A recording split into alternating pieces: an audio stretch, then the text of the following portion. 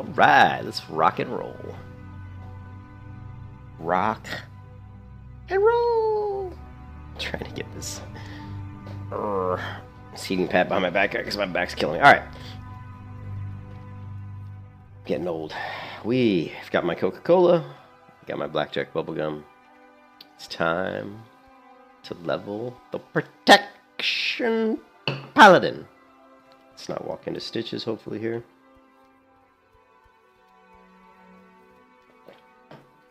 Let's get to... Let's see, what do we need? Runners.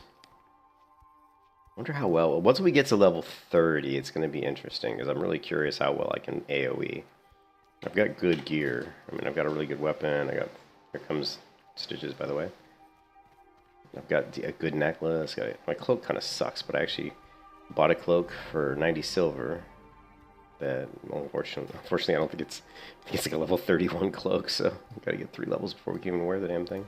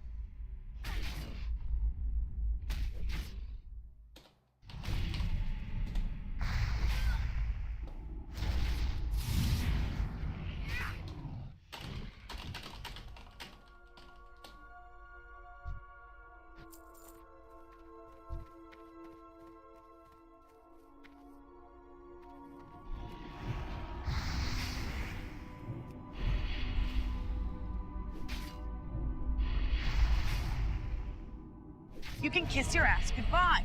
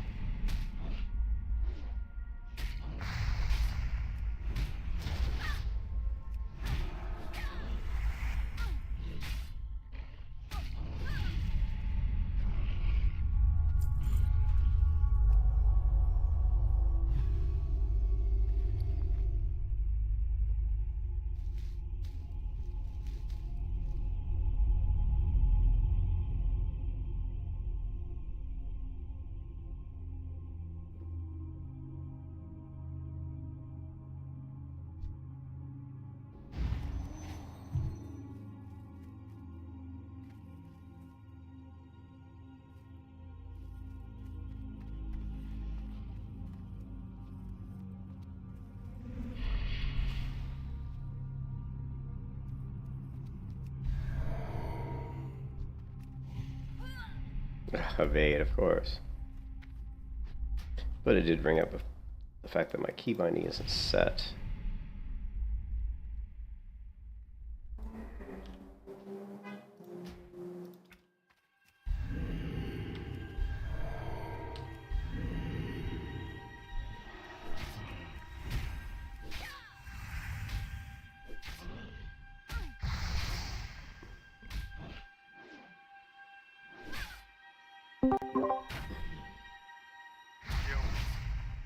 Hey, what's up? Not much. Killing ogres. How about you? Killing Worgen.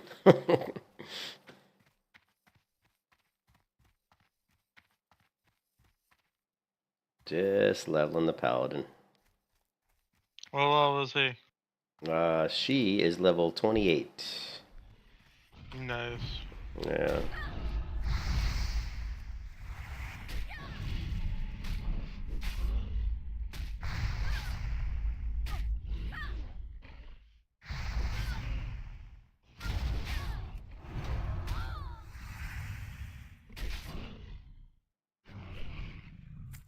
Wait, I don't even see a 28 online.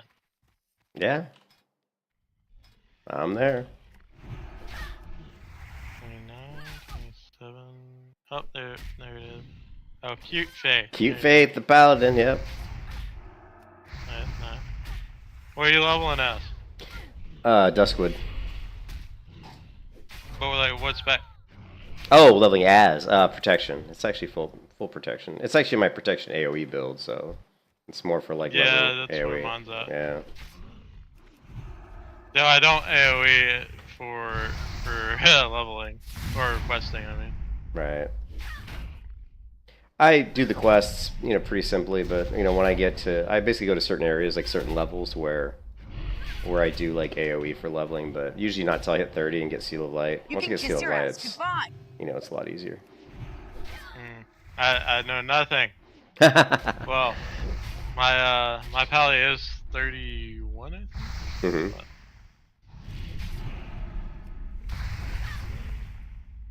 Yeah, if you get to Mortal Adim, let me know. I'll definitely hop for that. Sure. Yeah. Sounds good. He's rough. He is. I just need to get to 30. Once I get to 30, then my survivability goes up a ton because, like I said, because of Seal of Light, you can judge light and get those incoming heals.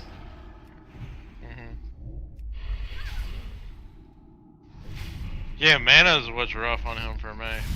Yeah, you definitely burn through mana fast. That's why, I put on quite a bit of items that have intellect on them.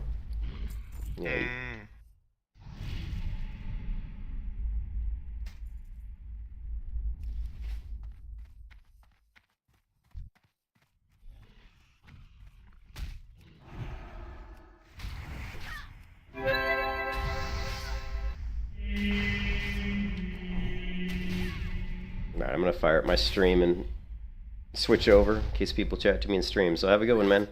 Good luck leveling. You too.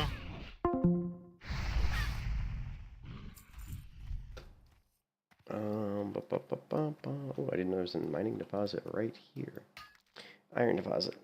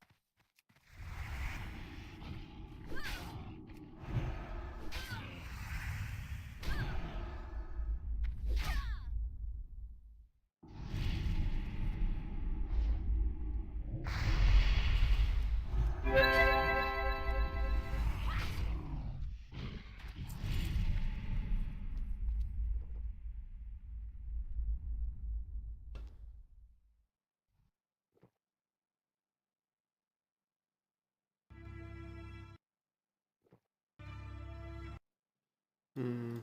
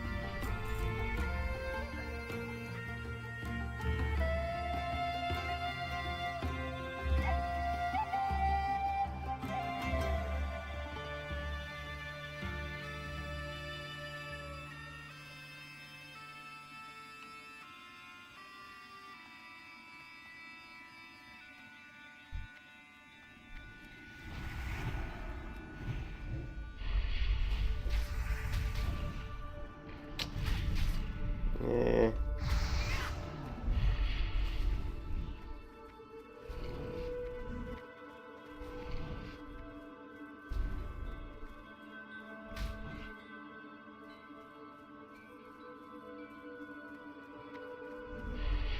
Oh, is he still casting at me? Nice.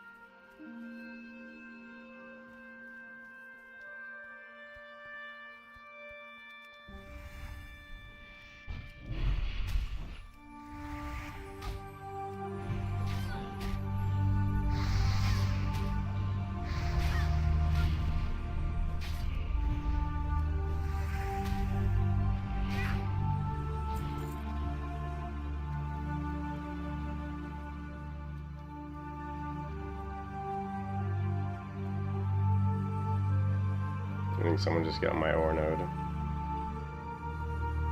Yep.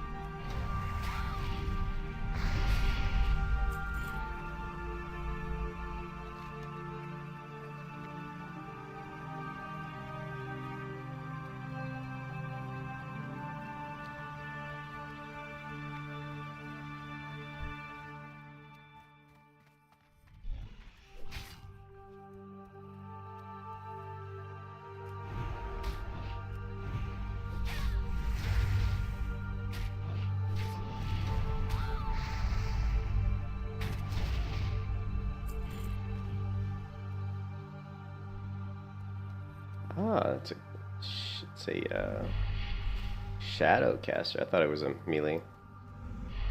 Come on, buddy. You can run over here.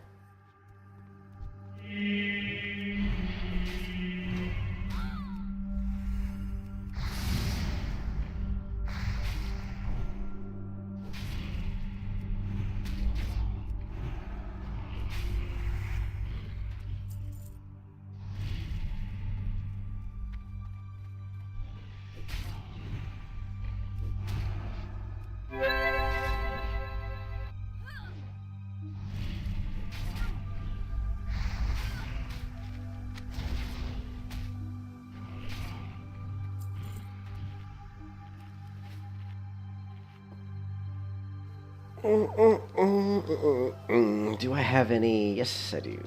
Some lower level drink right here. I need more food, actually.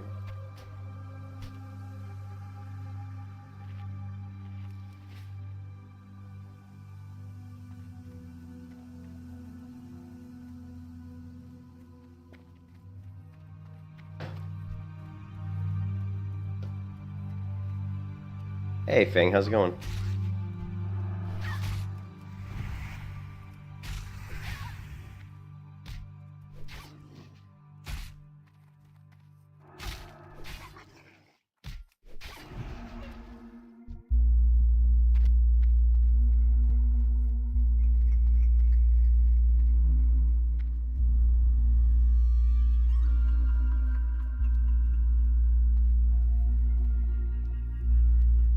You know what I'm gonna do? Let me add a few different songs to this musical playlist I'm listening to. That way we can liven it up a little bit.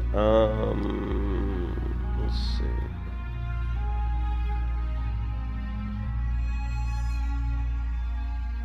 Okay, we're gonna add some different songs. How about?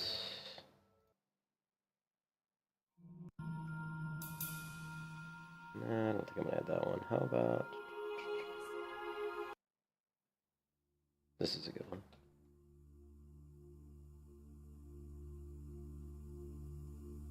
Takes a few seconds to add these because I have to split them out from the playlist they're in to add them. So it just takes a quick second. Save this to Throne and Liberty. What about some Elion songs? I like this first one. Yeah. Gonna add this to our current playlist.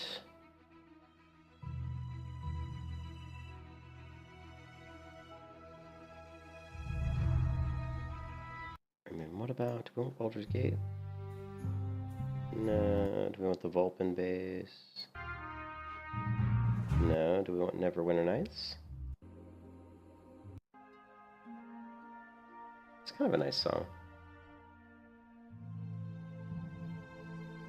We'll add it.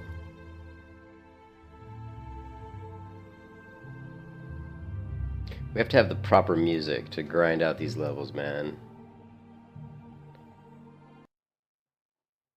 We gotta add Ascent. This is a good tune. This is a very good tune. Gonna add Ascent. What else we got? What else we got? Guild Wars 2. Let's try this. Some of these Guild Wars 2 songs, maybe. You want Bear's Legacy? It's a good tune.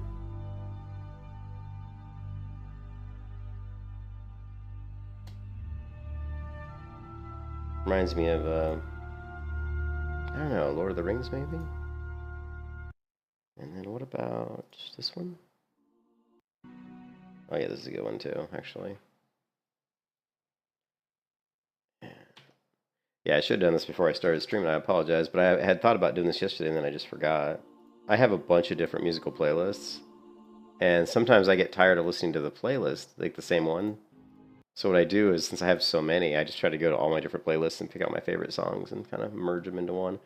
Said, don't I have plans to play Season Discovery? I did play Season Discovery. I played my Hunter to level 26, and I found it to be pretty lackluster, to be honest. I wasn't really happy with how they implemented the abilities. I thought they were really boring and uninspired. I also thought that the PvP event was really incredibly boring, and the death, the respawn locations when you die in there are really badly located.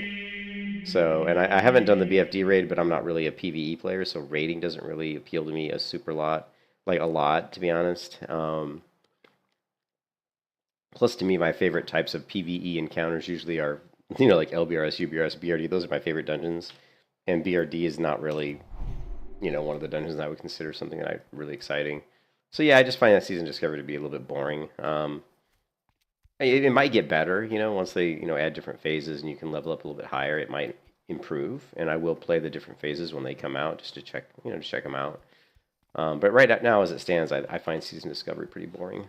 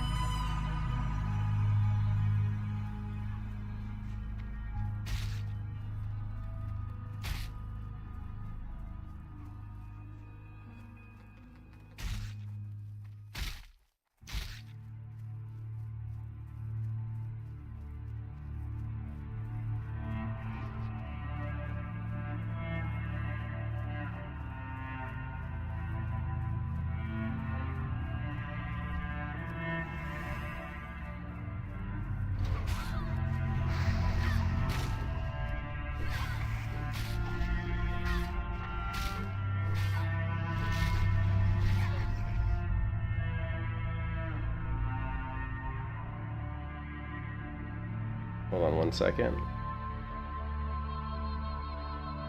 How do I did this wrong. I did this wrong. Here, I'll show you what I'm doing.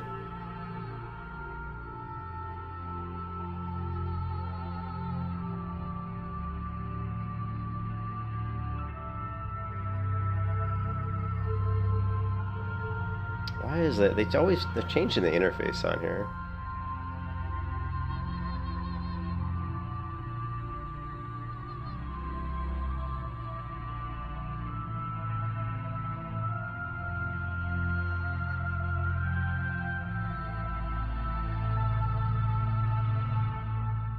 I'm looking for the interface where I can drag these around. What the heck, man?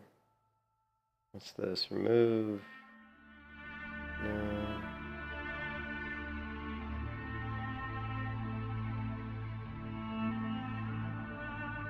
Mm.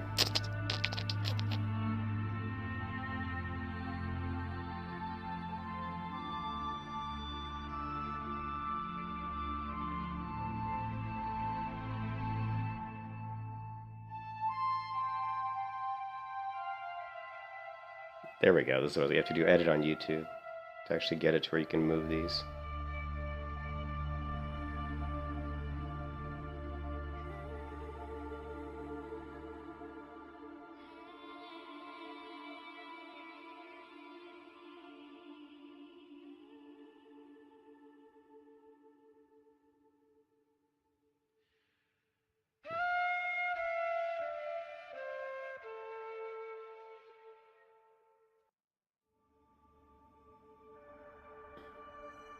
There we go.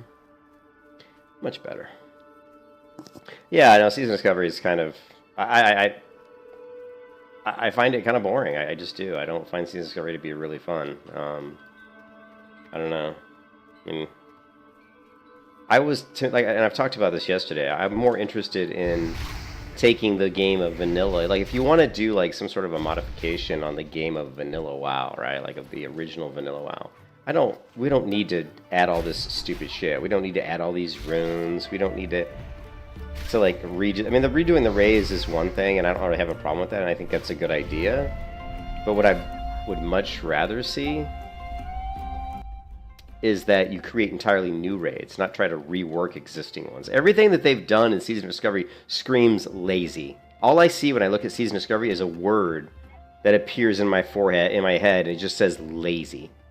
It's like, how can I do the least amount of work to put out a product that will make me Blizzard money with doing the least amount of actual real effort? And that's Season of Discovery. You know, well, we'll take one raid per phase and rework it a little bit. We'll add in abilities that 90% of them already exist in World of Warcraft. They just don't exist in vanilla. And then we'll create a new system that's basically the same thing as glyphs, but instead of glyphs, we'll just call it runes. You know what I mean? I mean, it's just such a lazy effort. Like, if you look at Turtle WoW, for example, I mean, if you look at Turtle WoW is the only game out there right now, vanilla game, that really does kind of what I would consider a Classic Plus experience. Because Turtle WoW added entirely new content, over 700 new quests into the game, new regions to explore that were never populated by people or buildings previously in the map, in the existing map of vanilla. Like, the map already existed. They just went into those areas that previously in vanilla really didn't have anything, and they added stuff. Or they took some regions of the game that were mountains or inaccessible and made them accessible and put stuff there, put buildings, put people, put quests. And then they added to the lore. They added the high elf race. So to me, that's what we need for a Classic Plus experience. We need them to say, here's vanilla WoW. Don't change that. Leave all of what's there, but let's add to it. Let's add a new race, an entirely new race to vanilla WoW. Let's add a new lore for that race, and let's intertwine that into the existing lore of the game. And let's add new regions and new questing zones and new questing hubs. And let's add a lot more stuff to crafting. Let's add a lot more recipes. Let's make them a lot more viable, right? Let's maybe even add a couple of new professions. Let's add some new professions that have never existed. Add stuff that's never existed in the game before in any version of WoW to vanilla WoW, but keep the leveling experience slow, keep the content challenging. And to me, you're going to have a huge hit. And then don't make it seasonal. Make it a official release, Vanilla Plus version 1. And then while people are playing Vanilla Plus version 1, you work on Vanilla Plus version 1.1, and that'll be the first major patch. Then 1.2, then 1.3, and then when you want to do like a major update, like huge update with new content, it's Vanilla Plus version 2. That's what Blizzard should be doing, not fucking around with Season Discovery bullshit, which is an extremely lazy-ass attempt by them to basically get all of our money. That's all it is.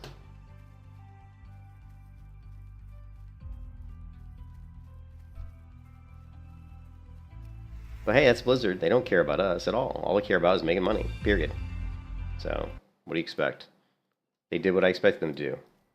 Do something easy and lazy that still is interesting enough to get all the people that aren't smart enough, and I hate to be mean, but people that aren't smart enough to realize what's going on, because they don't care about you. People are driven by streamers, right? I mean, let's be honest. World of Warcraft is driven primarily, a lot of the people that play the content in WoW is based off of what streamers say is great. They see all these streamers go to BlizzCon and play Season Discovery, I can't wait, it's awesome, I can't wait to do all these new builds and all the new meta and blah, blah, blah, blah, blah, blah, blah. Of course they're going to say that because they want you to watch their stream. They want you to watch them. That's how they make money. Do you think, what is that hairy motherfucker? Do you think, oh, that fat, ugly, hairy motherfucker who plays Paladin, what's his name? I'm blanking on his name.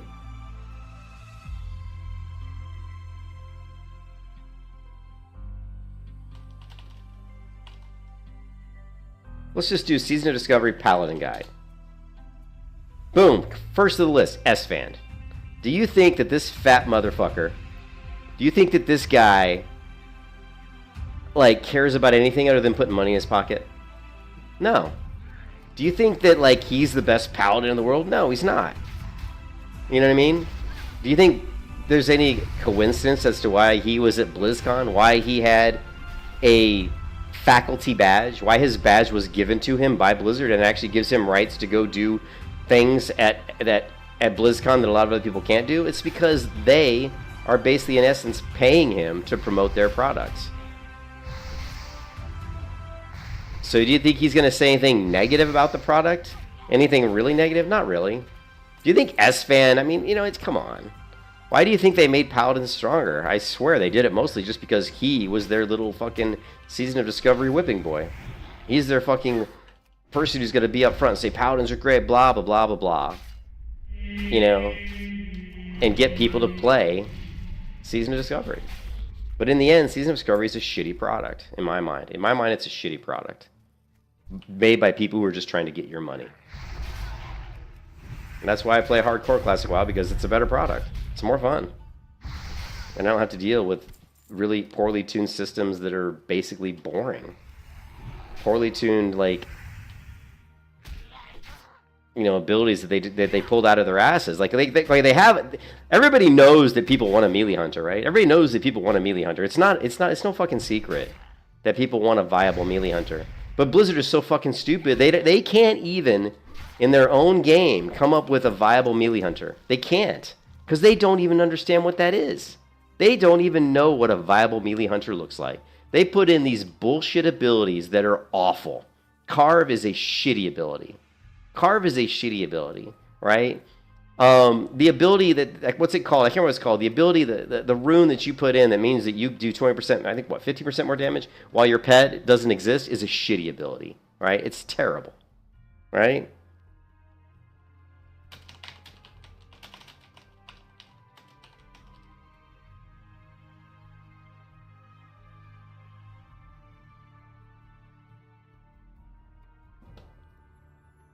This one right here, Lone Wolf. You deal 50% increased damage while you don't have a pet. Well, guess what? While I have a pet, my pet does 20% of my damage.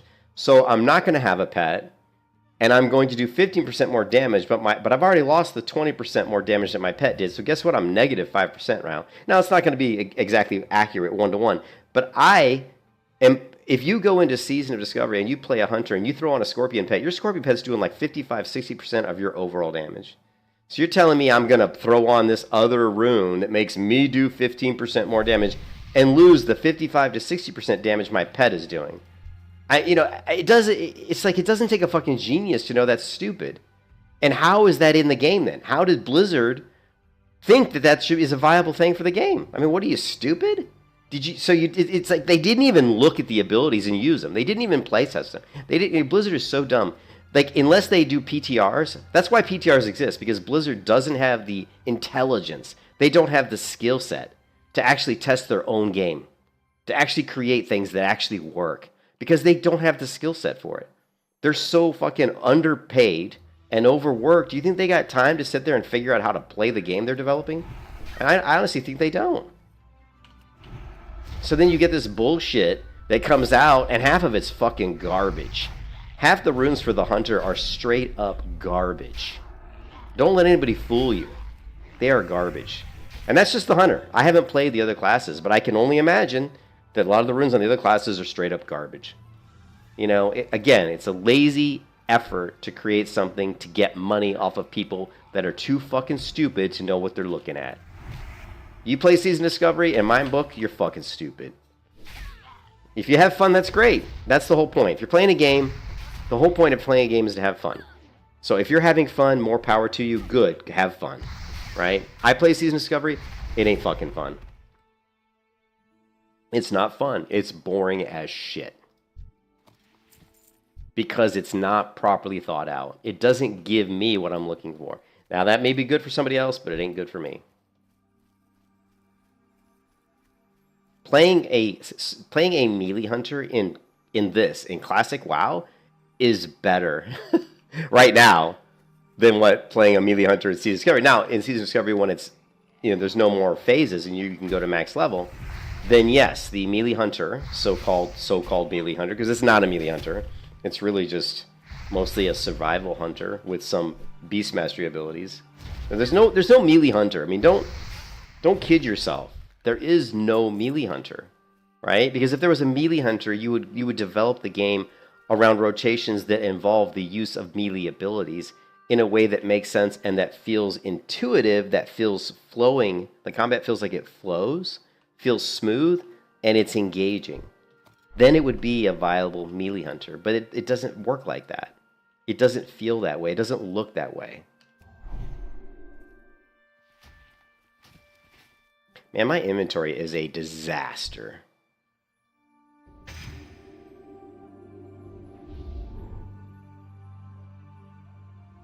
It is straight up awful. It is bad. I've got to...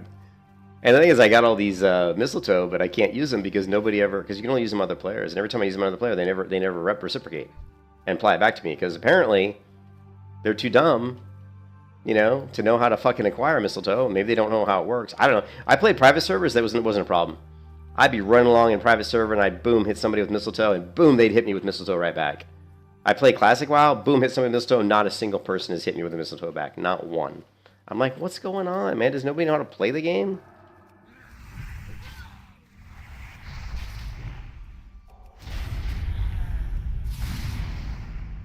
Rant over. So am I playing Season Discovery? No, I'm not. There's your log ass answer.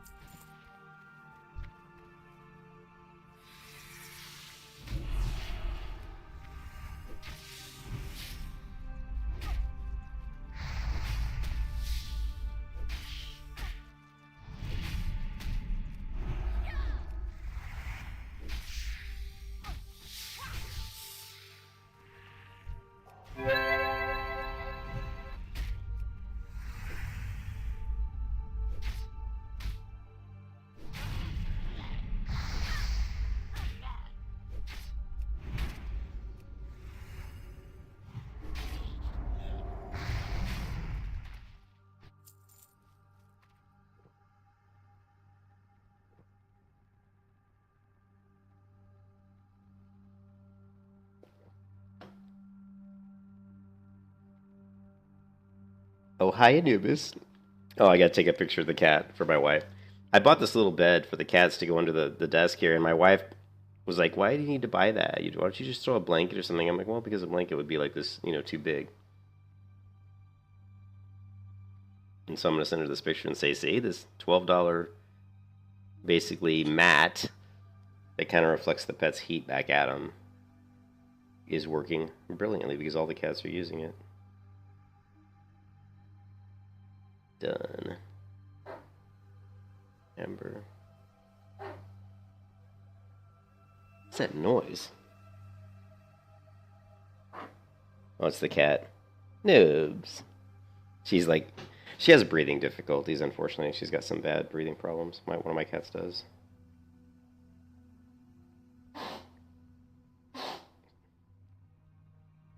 gonna have to get a Kleenex and help her blow her nose. Poor girl, man. I feel so bad for her. Actually, there's stuff I think I can get for her. Let's see.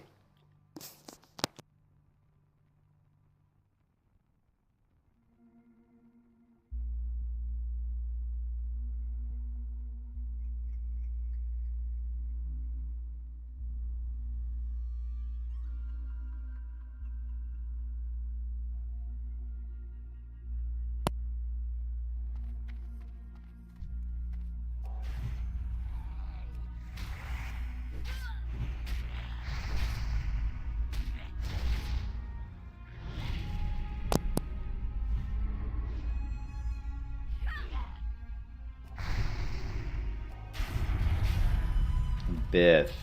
Bada bing, bada boom.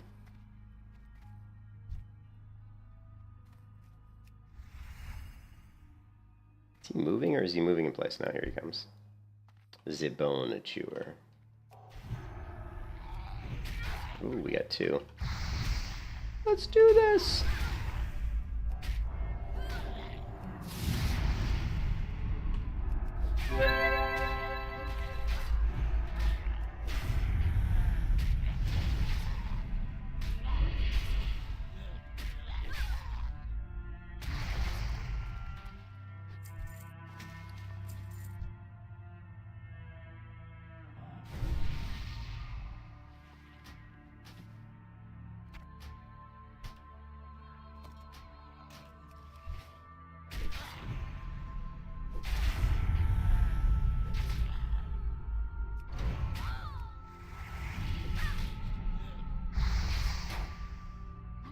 And actually, I want to say that I actually like S-Fan as a person. I think he seems like a really nice person. So when I yell at him, it's more because I'm angry that I don't agree with. I understand what they're doing, but there's a lot of streamers out there that do stuff that I don't do. I don't prescribe to kissing the company's ass. I don't prescribe to lying to you, to lying on my content, to staging content. I don't prescribe to any of that bullshit. Right? A lot of streamers out there, they fake content or they do content that they don't really believe in and tell you they believe in it, and they're just doing it because they're trying to get your views. Okay? I don't do that. I am straight 100%. What you get, what you see is what you get. What you hear is what you get. That's just me. I'm not faking you out. I'm not lying to you. I'm telling you how I feel.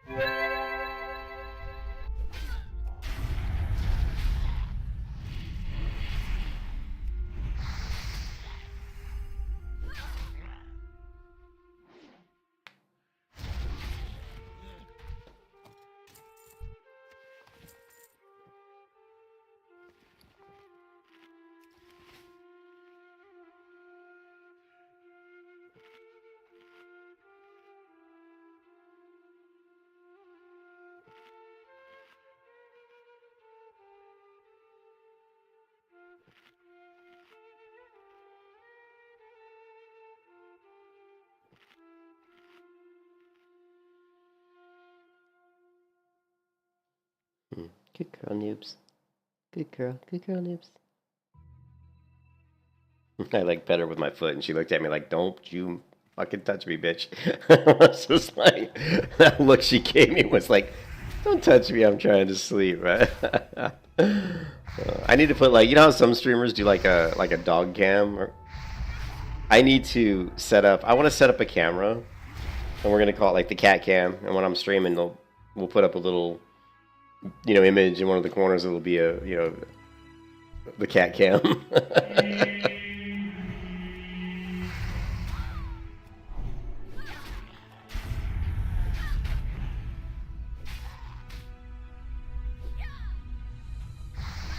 I'm so excited. Level 30 is the first big milestone for a paladin. Like level 30 is absolutely huge, right? Because at level 30 you get right here, Seal of Light, baby. This is huge. Plus you also get another rank of consecration, which is obviously huge because I use consecration all the time. And you also get another rank of Devo Orb. I'm not currently using Devo Orb. We may switch to Devo Orb. I don't know. I have to, one thing I've never really looked at is kind of like time to kill and like health. We could do that right now. So let's go take this. Let's actually test it out. We're going to throw up Devo Aura. What I'm talking about is, you got to look at how much damage does Retribution Aura do. Is it really helping us kill mobs fast enough to where the extra damage we're taking from not having Devo up is worth it, right?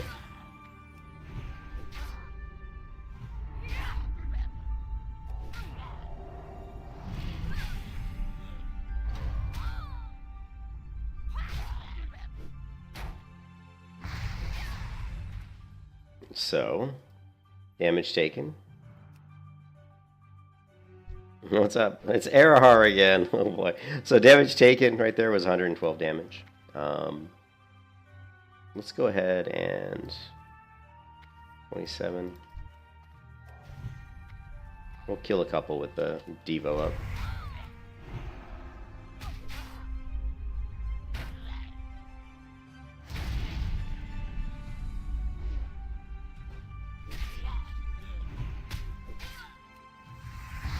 Well, I mean, my health didn't even go down, so that's interesting. Like, you look there, my health, it didn't even go down. I took very little damage from that guy.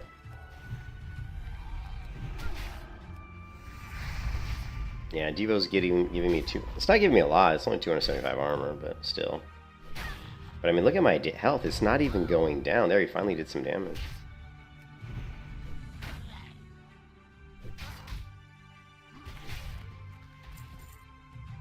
Okay, so after 3 fights, we took 373 damage, right? Now let's put up Retribution Aura. So 373 after 3 fights.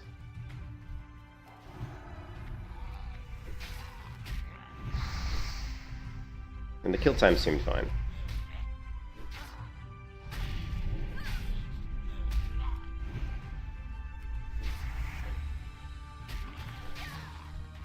Well, we've already taken 200.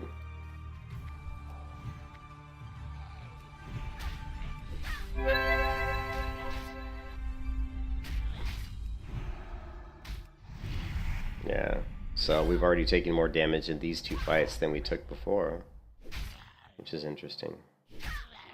And yeah, we're like way over. We're already at 427 damage taken after just 2 fights, where when before with 3 fights we were only at like 300 and something. So that's pretty significant. Let's put Devo back on. Actually, it's pretty significant.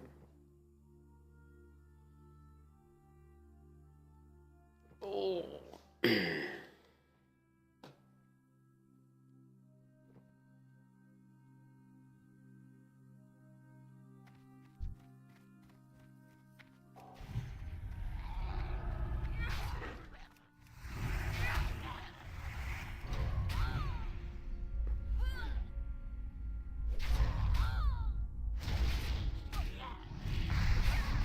Yeah, we only took 100 damage that time.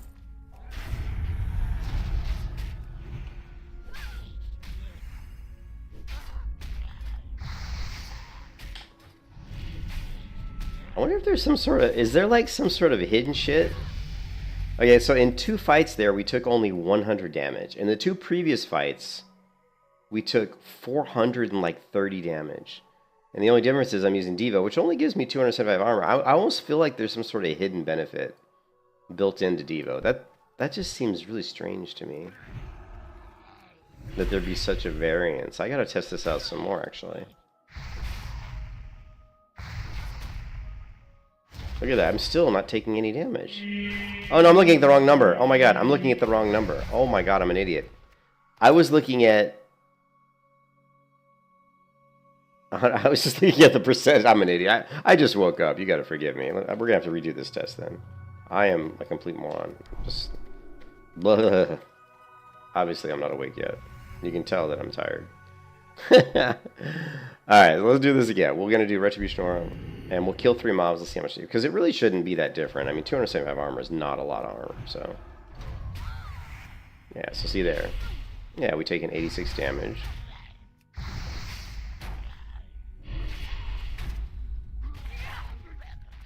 So, 135 damage. Not bad. Not bad.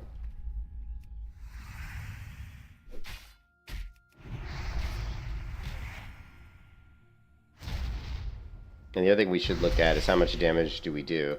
Like, really, Retribution Aura doesn't do that much. I mean, Retribution Aura is only doing 4% of my damage, which is still 4% though. Damage taken.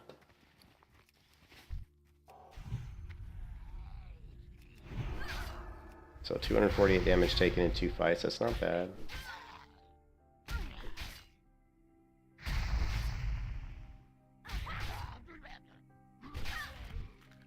Alright, 414 damage taken, and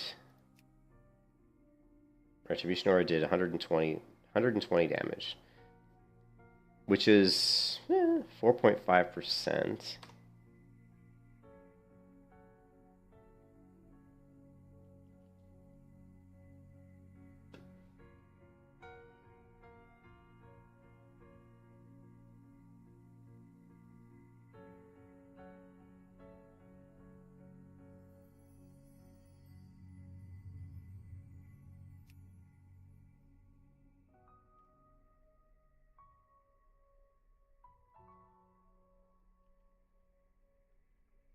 And there's the damage taken. Now we're going to switch back to Devo Aura.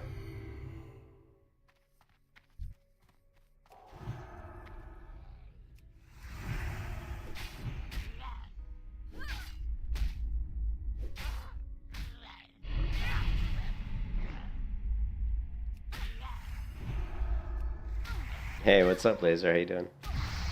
So we took 146 damage. And fine.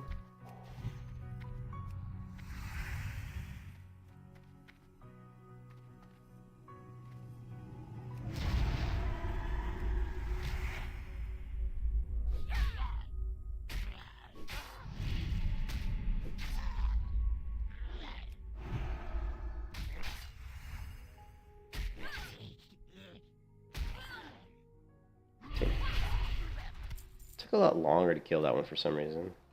So we did a whopping, or we took from 2 different mobs 329 damage. So we took 414 damage on 2 mobs, these 2. Here we took 329 damage from, that was 2 different Brain Eaters though. And damage done.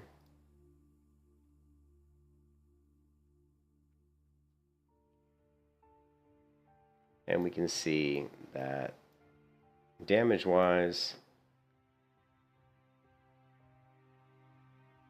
I don't know why we don't see melee in this list. I cut off melee, unfortunately. Really, damage isn't going to tell us a whole lot. I mean, like I said, we had 4.5% from Retribution Aura. So we definitely take less damage with Devo up. I think, you know, once you get Seal of Light, it's probably not going to really matter.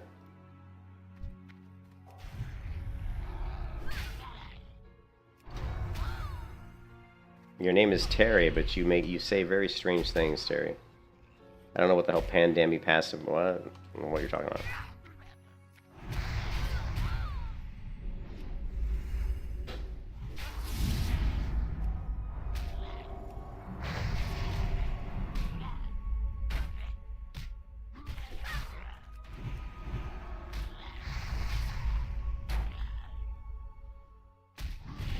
Yes, of course it reduces damage. That's what we're looking at. We're looking at how much damage is it really reducing, right? So like I was saying, lasers. I fought 2 mobs that were about the same level. I took 414 damage. Then I put on Devo where I fought 2 more mobs, and I only took about 300 and some damage. So it definitely makes a difference.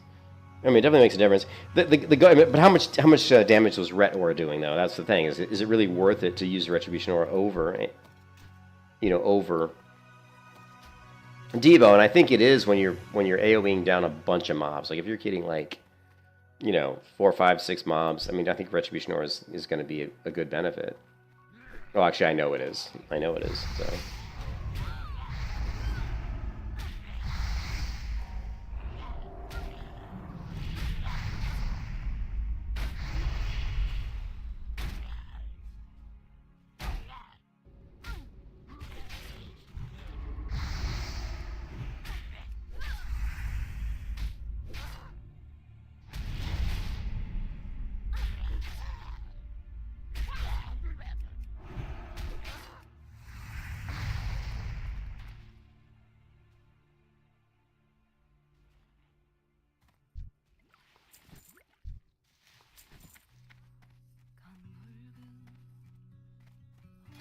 I don't know if I want to go. Yeah, we do need to rush Blessing Sanctuary, so this is pretty much a no-brainer.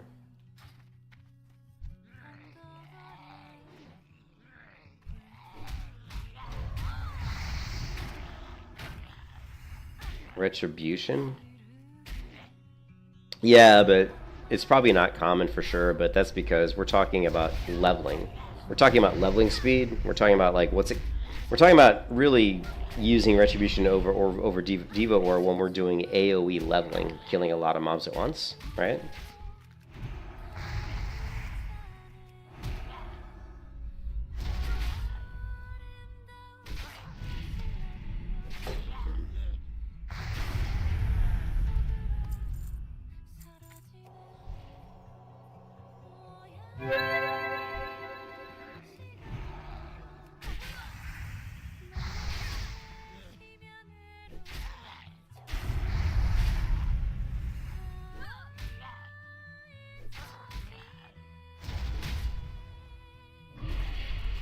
So a lot of times what you'll see me do anyway is if I'm fighting, let's say I pull 10 mobs, right? And I'm level 40 or something, and I pull 10 mobs. I'll have Retribution Aura up, right? Because I want the extra damage to be hitting all 10 mobs. But then if I get to a point where I feel like my health is pretty low, let's say my health drops to around 30% and there's still maybe 5 of those 10 mobs are still up, I might switch to Devo at that point. But most likely I won't.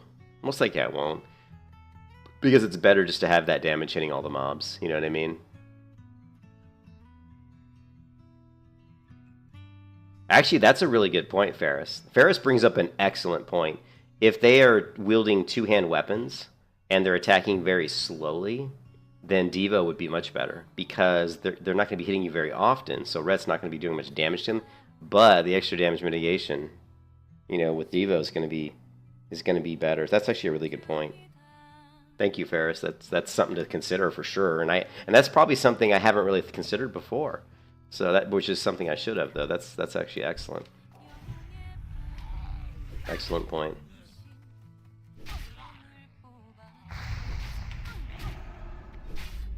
Yeah, that's really good.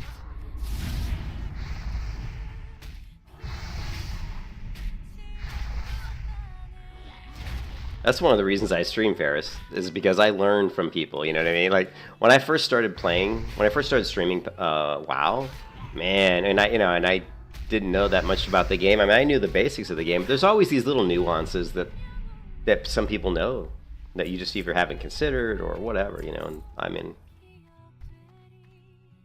So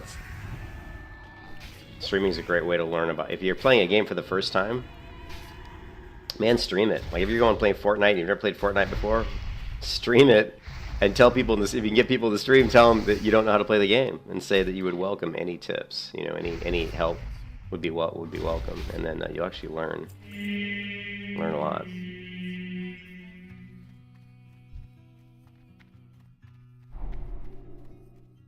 It could be daunting going into like It could definitely be daunting going into a new game. You know? Oh, you mean streaming can be daunting? I think you have to have. I mean, for me, I mean, you have to be able to put your ego aside. You can't be like egotistical, thinking that you know everything, because that's just not going to work.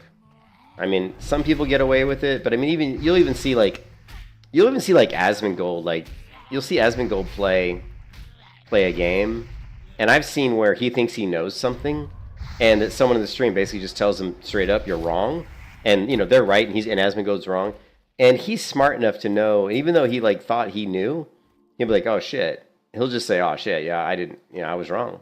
You know, he'll admit that he was wrong, but there's some streamers that probably wouldn't want to ever admit they're wrong, and that's a really bad attitude to have. You know, you got. I mean, there were times when I played Protection Paladin Vanilla, you know, like 4, 5, 6 years ago, and I was telling people that was straight up wrong.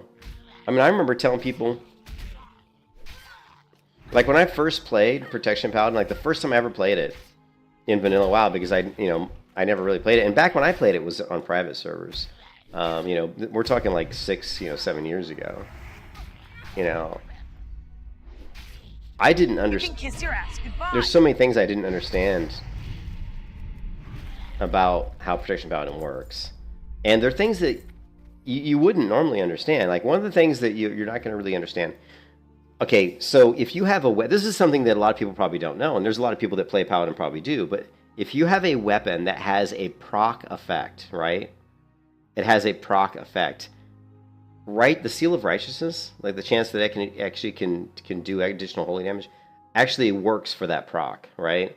That's why when you see a paladin with like Flurry Axe, or you see a paladin with like, I mean, at least it did in private servers. So I'm not gonna say this is 1% true in classic, but I do believe it's still true in classic, in that your chance to proc with that weapon is going to be a lot higher on a paladin because of Seal of Righteousness.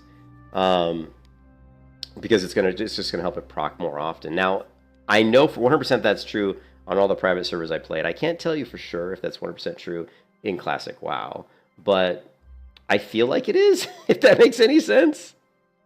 Because if you play a character, like for example, this weapon here has a chance to proc a Shadow Bolt. I'd be really curious to run this weapon on like a rogue or something, and just test it out and see how much does that Shadow Bolt proc on my rogue, versus how much does it proc on my paladin when he's got Seal of Righteousness up. You know what I mean? So that's one of those interesting. So there's little things like that in the game, you know, that are just little things you learn by playing the game. There's, you know, how there's just learning about how to. There's a couple things you can do on paladin. You can do something called seal twisting, right? But you can also do something called weapon twisting. And what weapon twisting is, it means you've got one weapon, you know, and when you have, like, for example, if I have, you know, I've got Seal of Righteousness up. So when I hit a mob, after I hit them, right, it says melee attacks cause an additional 7 to 25 holy damage. But that 7 to 25 holy damage gets calculated after you hit the mob. So if I go up and pull this mob, and you can see I did 164 damage. My scrolling combat text is on the right here above the mob, right? So when I swing, you see I did 58 damage with my weapon, and Seal of Righteousness did 12 damage. So 52 weapon damage, Seal 11. 52 weapon damage, Seal 11. 52 weapon damage, Fiery Blaze enchant procced for 40 damage, okay? So you're seeing that. You're seeing a consistent 11 damage from Seal of Righteousness, extra holy damage. But if I use a swing timer, and within the last 0.4 seconds of my swing finishing, I switch to a two-hand weapon, that additional Seal of Righteousness damage tick will be higher, because it will be calculated off the weapon I switch to. And Seal of Righteousness damage is actually based off of the damage of your weapon. Like, so it's the scale coefficient is weapon damage, right? So if my sword only does 26 to 49 weapon damage, then a percentage of that is going to be calculated as the righteous tick damage. So that's called weapon twisting, right? So if I had a two-hand weapon, I could actually demonstrate it to you. But I don't think I have a two-hand weapon. It could be weapon speed. See, once again, I could be wrong. I could be wrong, Ferris. See, so there you go. See, that's another thing. I'm probably wrong. I just knew it was scaling off the weapon in some way. I just assumed it was weapon damage because, you know, a two-hand weapon does more damage typically. But actually, it probably is weapon speed. That probably would make more sense because that would be a more normalized scale. You know what I mean? And I think you're probably right because if you think about it, why that makes a lot of sense actually is that if you think about weapon speeds in WoW, they're really about 1.3. I don't know of one that's faster than 1.3. There might be. To 4.0 is the slowest one I can think of. So it's a scale that's pretty consistent. So if they scaled the tick damage off of this, then you would have something like, I mean, I don't know. I still don't know how they would do it though. It'd be really interesting. Yeah, it's hard to know for sure. I mean, we could Google it. But the one thing to figure it out is we could get a bunch of different two-hand weapons, a bunch of one-hand weapons that are different levels. That would be the easiest way to figure it out. Have like a one-hand weapon of level like 5, 10, 15, 20, 25, 30, all the way at 5 incrementals, all the way up to 60. And then have a two-hand weapon at 5 incrementals, all the way up to 60. And then have different weapons of those increments, but different speeds. And just test it out. I don't think I have any other weapons. I do have this, but it's a two-hand, and I can't use two-hand axes. But yeah, that'd be really interesting to test out. But the point is, what I'm trying to say is that a two-hand weapon definitely will, the righteous tick damage is going to be more with the two-hand weapon. Of course, if you're weapon twisting and you're switching, you're going to be switching to a weapon usually of around the same level because it's going to be a weapon that hopefully, that you're using, maybe that you're using it, during weapon swapping. So.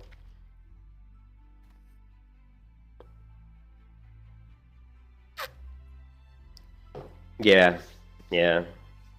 Yeah, it could be a mixture of both. I mean, those are like all the special sauce things that go into an MMO that make MMOs so cool. Because sometimes I see like people putting out numbers, like mathematical numbers, and I'm wondering where they get that information from. Like there's a video on, let's see, Season of Discovery.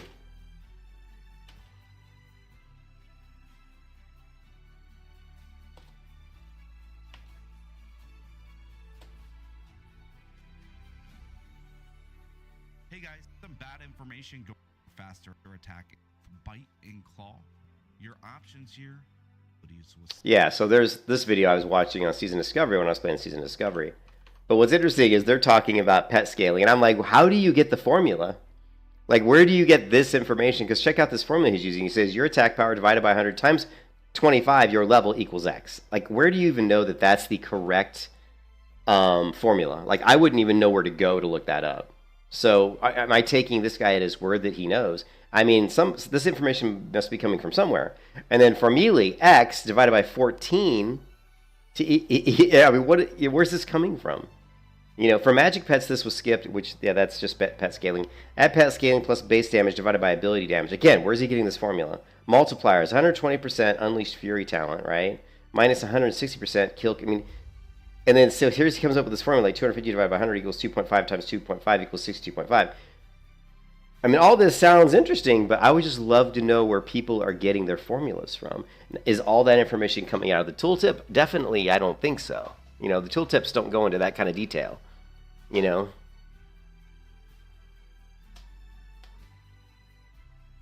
But yeah, a lot of the magic sauce of an MMO is based on how they calculate things.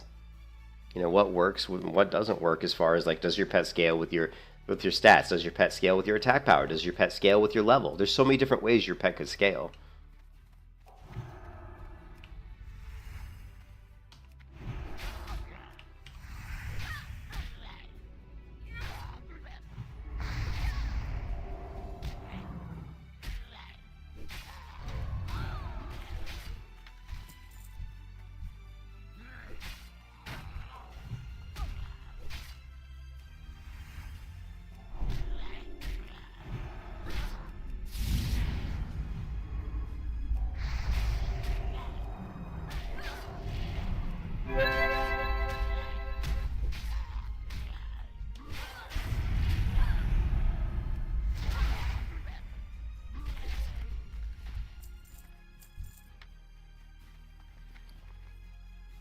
I've kind of done. I think I've finished this quest, and my inventory is a disaster, so I need to get out of here.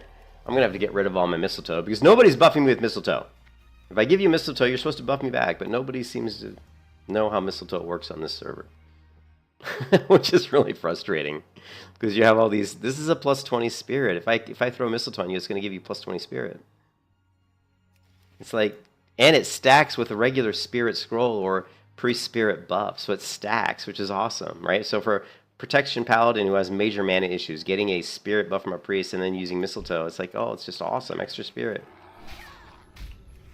I need somebody to come in here and just play the game and walk around and follow me so that I can just hit you with, you can just hit me with spirit. I need a personal buffer. One of the things that's really interesting about the game Lineage 2 is when you played Lineage 2, there was a class that was really good at buffing people, but he wasn't really good at combat. So his role really was to basically be in it, like if you were leveling that particular class, and I don't remember what they were called, it's been so long, but if you were leveling that particular class, you usually wanted to level with somebody else because it would be very difficult for you to level on your own because you just didn't have the same type of damage that most classes have. But everybody wants you in their group because your buffs are so strong. Like, the buffing class in Lineage 2 was so powerful that if you would probably get like 20% to 30% more experience per hour if those buffs were on you from that class. They're huge. Yeah, they're huge. And the other thing that's cool about it too is Lineage 2 didn't have really, I mean, it really didn't have mounts. You didn't really have fast, mounts or fast travel. So you're walking everywhere and the world's huge.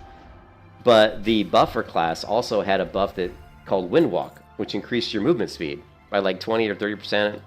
So, of course, if you're in a game like, imagine being in World of Warcraft, sub-level 40 in vanilla, and having a class that can buff other classes to increase their movement speed by 30%, and imagining that all the other classes had no ability available to them that would allow them to move faster than just the base speed.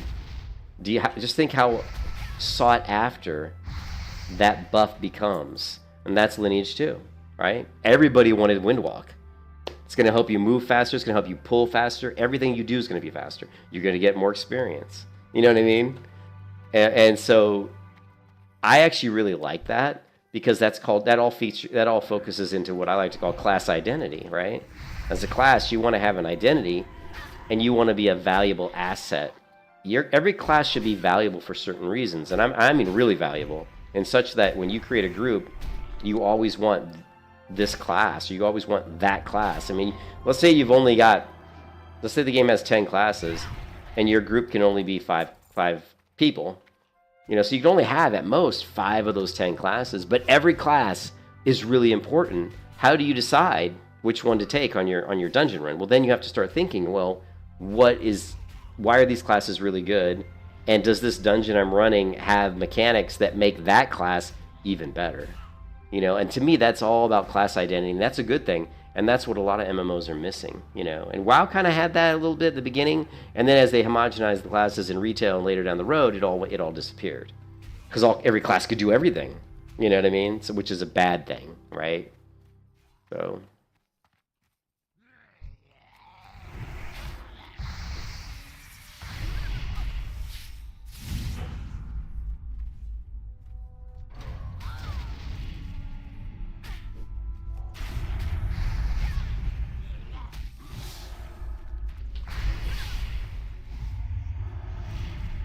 Here comes the freeze. I'm frozen in place for another 3, like paralyzed. Which is why I didn't want to pull another mob, but we did.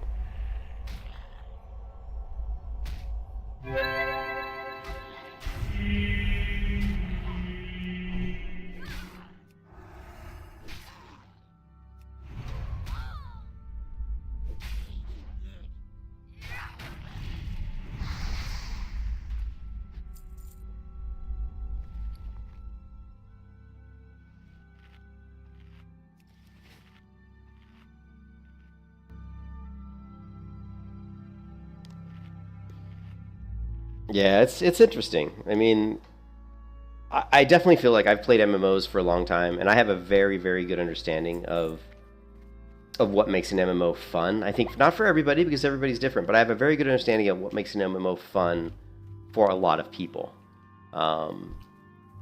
And I feel like, well, it sucks when I see new MMOs come out, because I can very quickly tell, the problems that, the things that are missing from the game. things that they don't have that honestly, if they want the game to be really successful, they should have. You know, a perfect example is Throne and Liberty. I was playing Throne and Liberty last night, and one of the biggest problems there's a couple problems with Throne and Liberty, right, as it stands right now. One of the problems with Throne and Liberty is it doesn't have true professions. There's no blacksmith, there's no leather worker. So to craft stuff in Throne and Liberty, you basically you can gather everything. So like if you see an ore or something, you can just gather it. You know, you don't have to train an ability to do it. You just gather it. And if you see herbs or whatever, you can just gather it. And then other things you get for crafting, you get from are just basically items you get. It kind of reminds me of that Monster Hunter game that came out a couple years ago. You know, where you kill certain monsters, they drop certain things, and those are things you use to craft.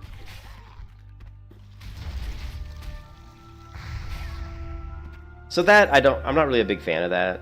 I think that where's my quests at here? I still need Skeletal Fiends. Oh, okay, the quest is turned into Worgen in the Woods. I thought I completed the zombie quest. What am I missing?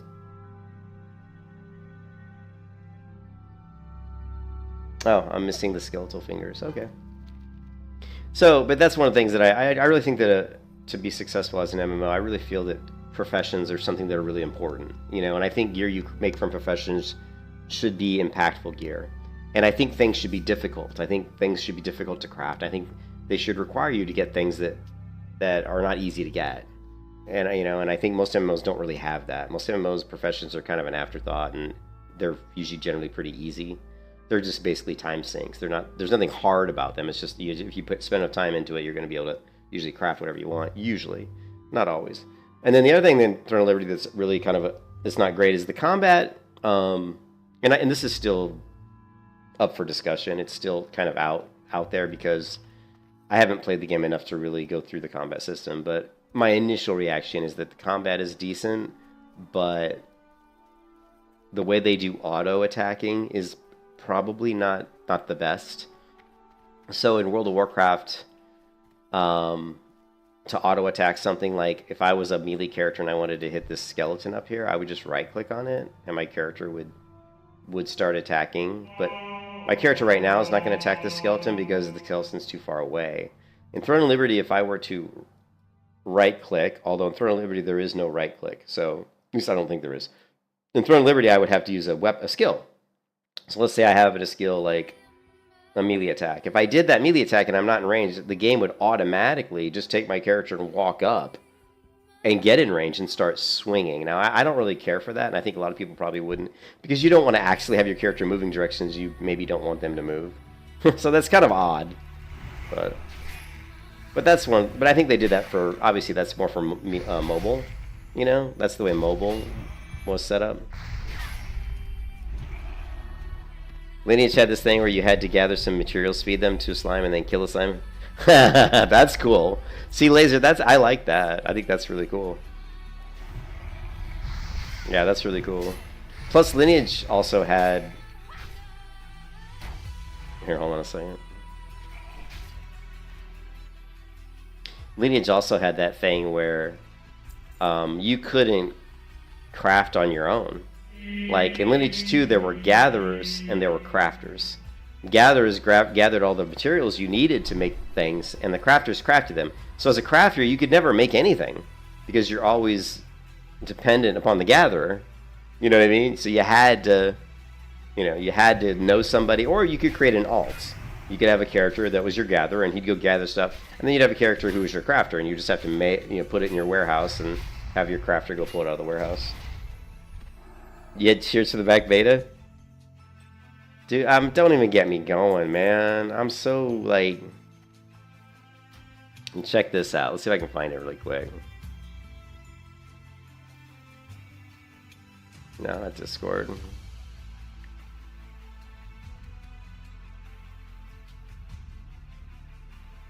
Yeah, let me see if I can find something real quick.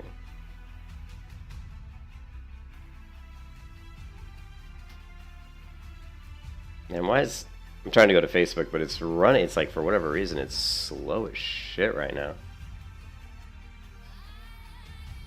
It's not my computer. My computer is 1 gig down right now, so it's definitely Facebook, for whatever reason, is slow as shit.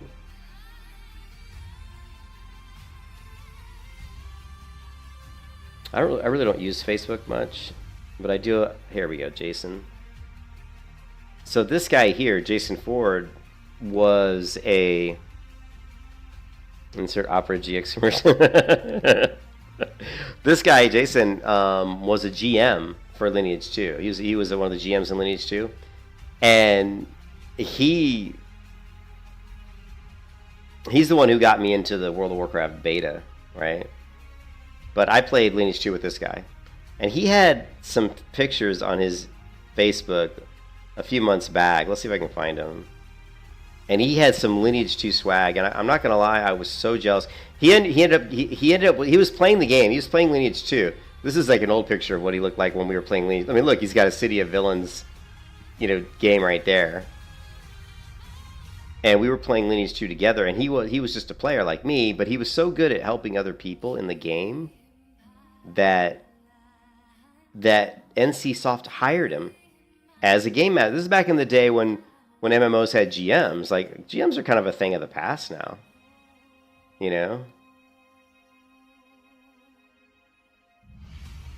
can see he's still a big gamer. I'm trying to see where would have been his profile.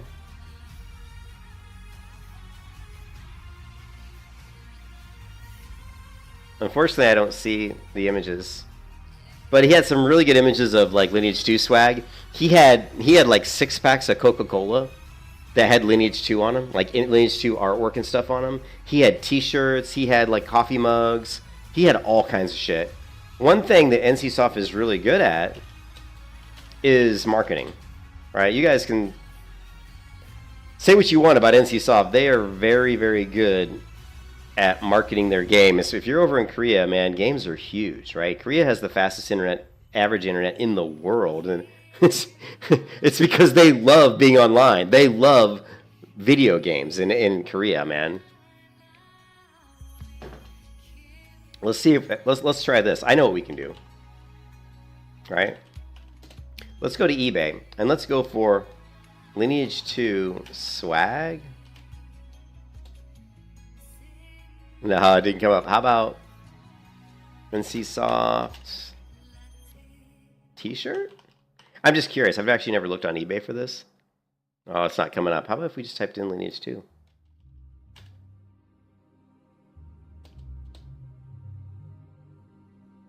Oh, Lineage 2 Dark Elf and Abaddon Armor set. $1,600 or $600. Lineage 2 Classic Chronicles PC sealed game box.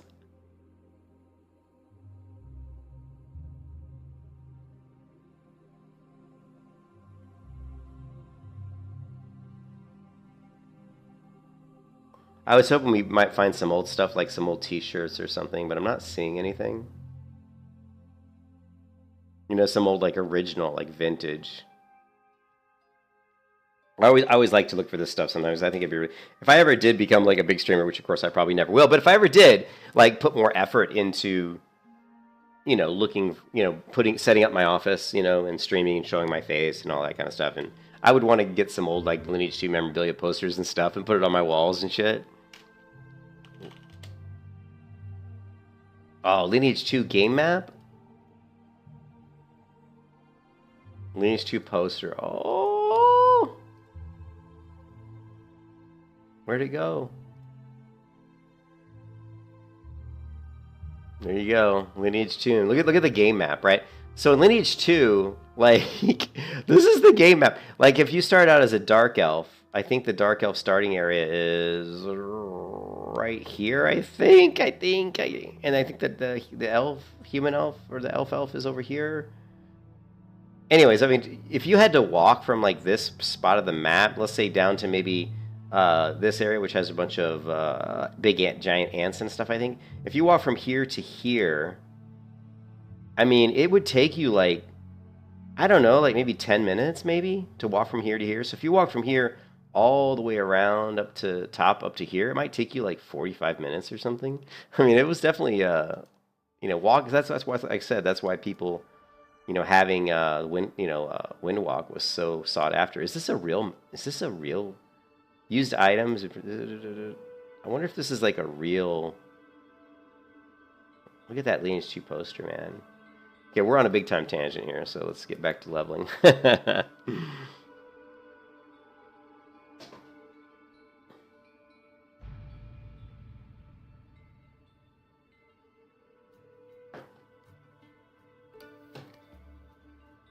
All right.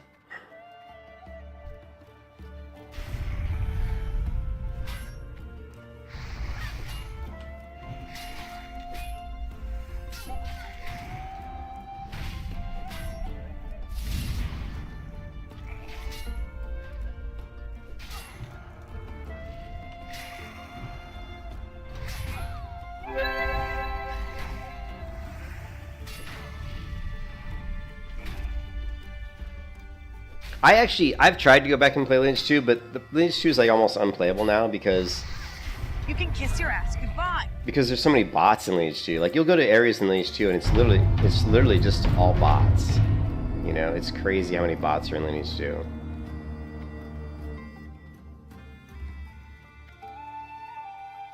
Trying to find more Ladim, but he's not showing up.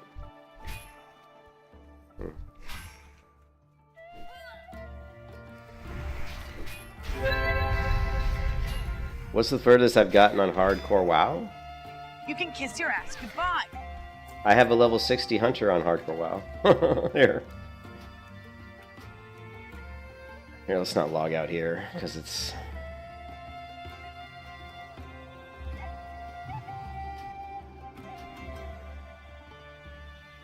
Yeah, you have all these bots in Lineage 2, and they just sit there and farm the same mobs over and over and over again, and I don't know what they do with all those bots, Laser, but there's so many bots.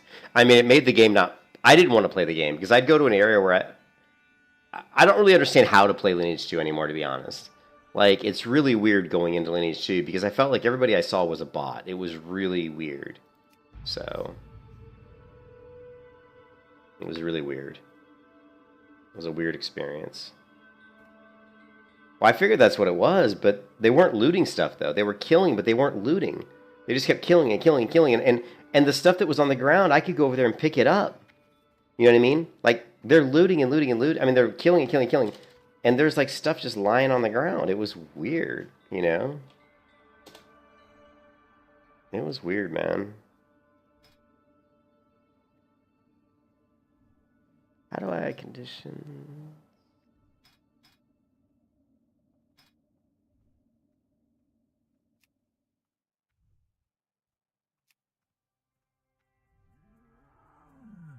Yeah. Anyway, so this is my... Oh, geez. I gotta move this. Yeah, this is my level 60 melee hunter. And when I say melee hunter, I mean melee hunter. This character doesn't really do ranged abilities. The only ranged abilities I really use are Sting, and that's just a pulling ability. I actually have Viper Sting on my bar, and I've literally used it in the game probably like twice. So I'm a melee hunter. I actually hit people in the face with dual flurry axes that are both enchanted with Crusader.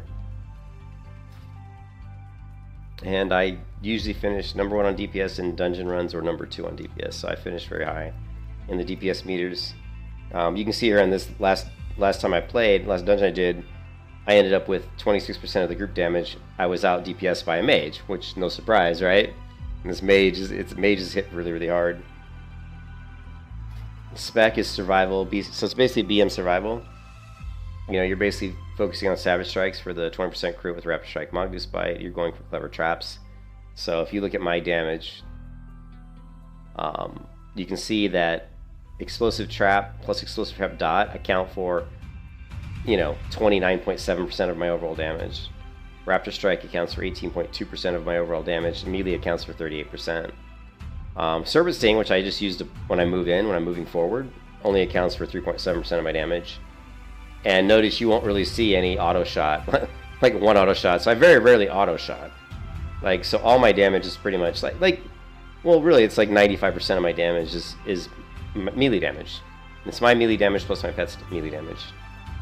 So.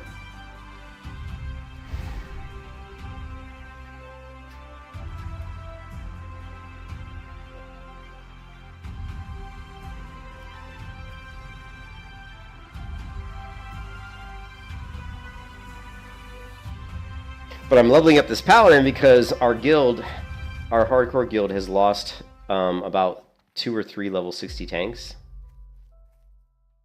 I go melee mostly because it's really fun, and because I feel like I've played the World of Warcraft ever since it came out in 2004. So just regular melee hunter for me is just kind of boring. So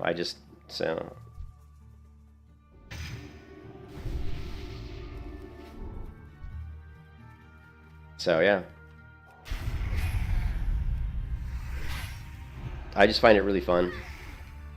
You know, you have to be really good at managing your pet. You have to be really good at laying down traps, because to get your traps off in combat, you got to feign death. So you're doing a lot of feign deathing. A lot of feign death, a lot of trapping. Yeah, I just find it to be really, really fun.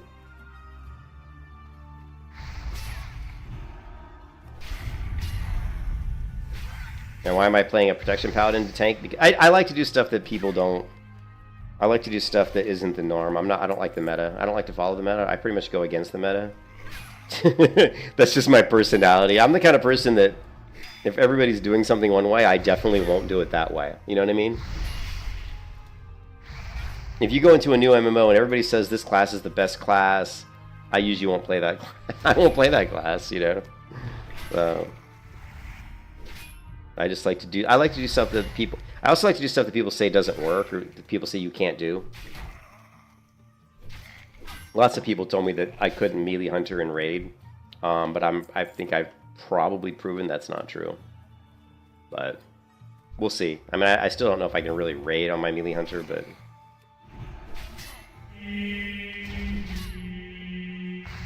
it's so funny just jumping onto my melee hunter. What's really weird is I'm so locked in on my melee hunter and her abilities and her rotations that just logging into her and coming back onto this character, I immediately in my brain, I'm trying to use abilities that my melee hunter has. I'm trying to hit my thumb button, which is Raptor Strike. I'm trying to hit X to feign death. I'm trying to like do shift mouse wheel up, which is what tells my pet to attack whoever I've targeted. So I'm automatically, just by logging into my melee hunter and getting back in this character, I'm automatically trying to do stuff that my melee hunter would do.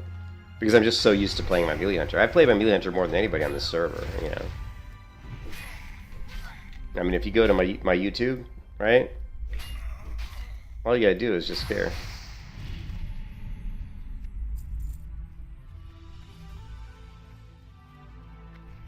There you go. Like, here's my melee hunter in Blackrock Depths. You know. And actually, right at this point, I'm #1 on damage. At 29% group damage. That will never cease to not scare me. Yeah, I know. You let me die, pig!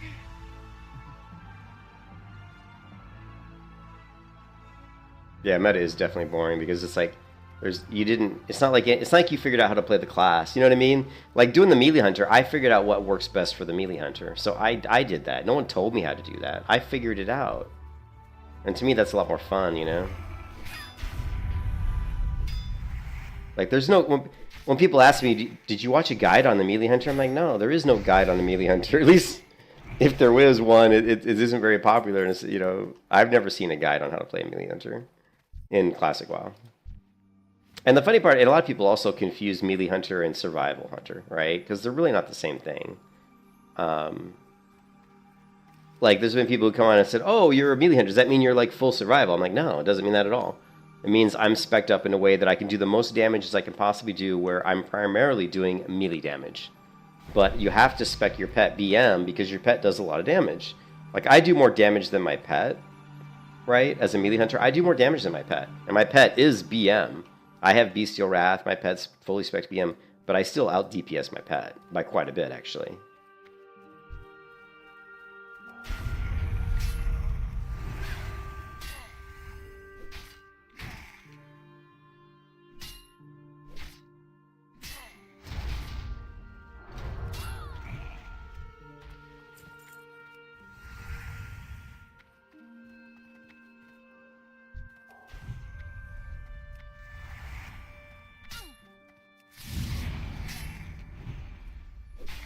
thought I hit that guy, didn't I? Weird. Must have made I miss.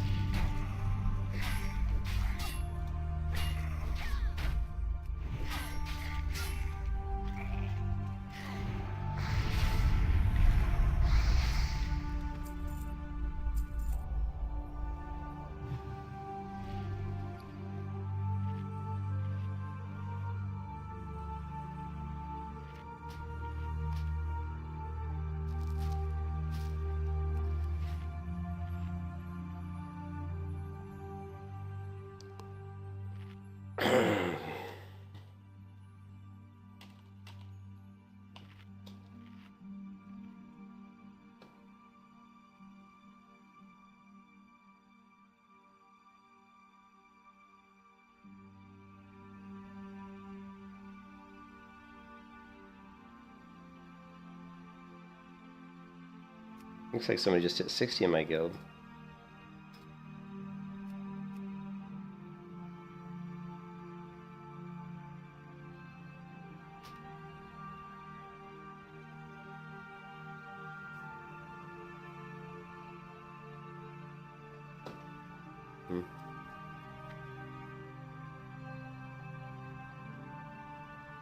They're conflating? What do you mean? What do you mean conflating? What?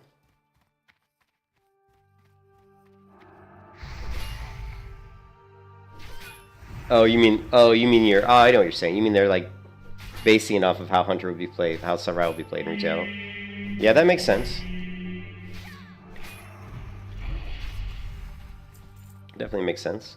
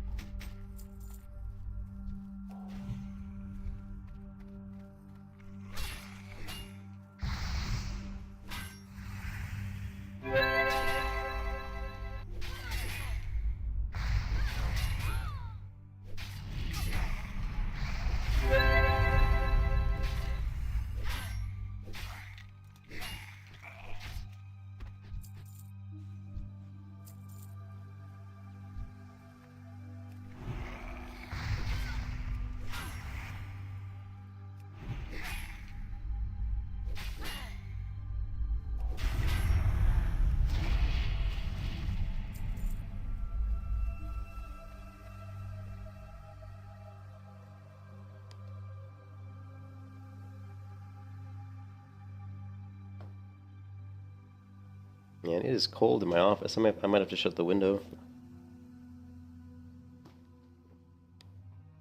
I probably will. I'm actually getting hungry too. I shouldn't order from the grocery store because I just ordered from the grocery store yesterday, or the day before. But I need some hamburger meat. I was thinking about making some taco salad again, and I've got all the stuff to make it. I've even got, yeah. So I probably should. Let me order this real quick.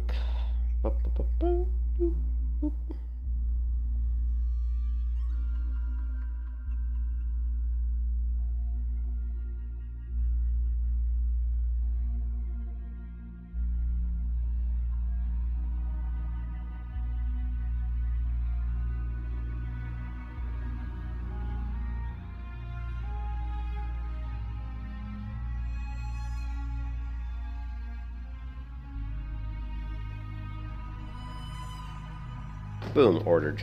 I just ordered some food.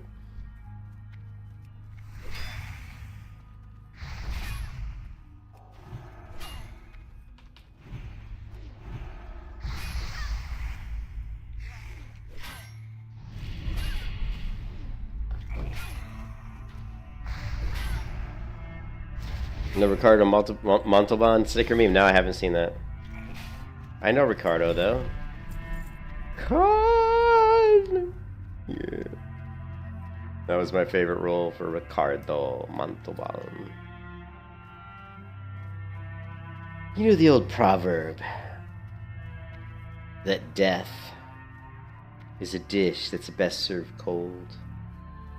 It's very cold in space.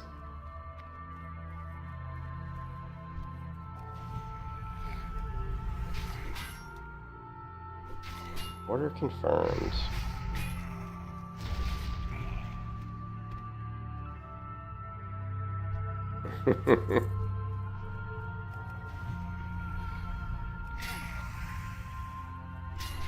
Call.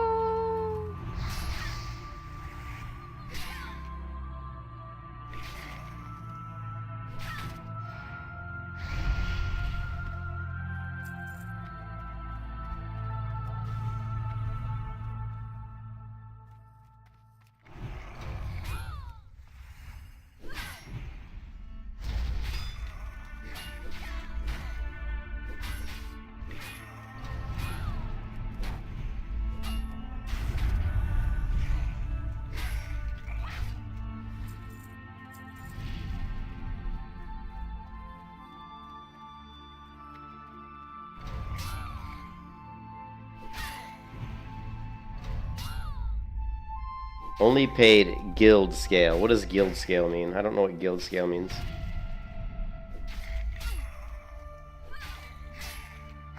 Oh, I got you. Yeah, that you see a lot of people do that. I know like Keanu Reeves is famously done that multiple times. Minimum Screw Actors Guild rate? I got you. Yeah, I know Keanu Reeves has done that. Has basically done stuff and so they can get better, but you know, give back to other actors or to give more money to the. He's actually. I remember on one movie, I think it was one of the John Flick movies or one of the Matrix movie, where he actually gave like every stuntman on the movie like a Harley Davidson or something. I was like, that's pretty nice.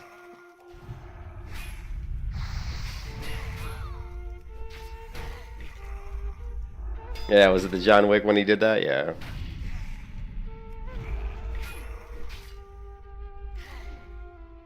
You were screwed.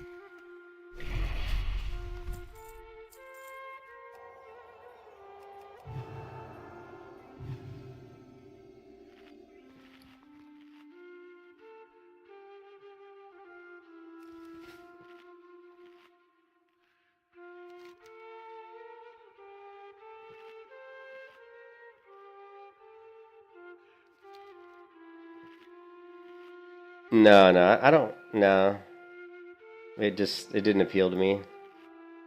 I had never liked the first movies, to be honest, that much.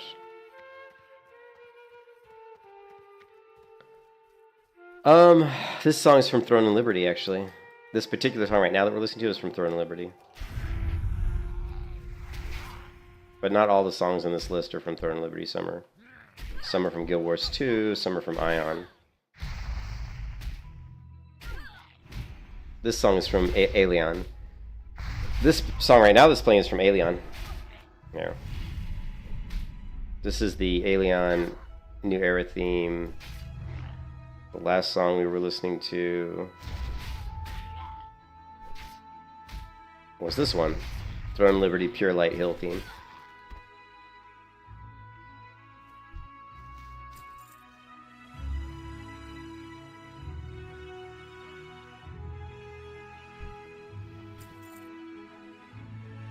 No, I don't get strikes for these songs. The one thing I will tell you, if you want to play, the one things that are least likely to get strikes are video game music. Video game music in general usually does not get a copyright strike, right? Like, yeah, you'll see a lot of people use Skyrim music when they're playing video games. You see that all the time. I actually didn't know that. I just figured it out. Like when I first started streaming, I just listened to whatever music I wanted, and then when I got, became a YouTube partner. Then I started getting all these copyright strikes, or not really copyrights, because they're not copyright strikes. They just basically say you can't monetize your video, right? But yeah, I mean, sometimes for certain game music you'll get usually it's like copyright sharing, so they'll basically just say that part of the revenue generated goes to the, the person who made the music. But stuff like Skyrim or Elion, I don't think I've ever gotten any kind of issues with that music. But game music in general they don't usually flag game music. I don't know why that is, but you don't see it that much. I'm not sure why.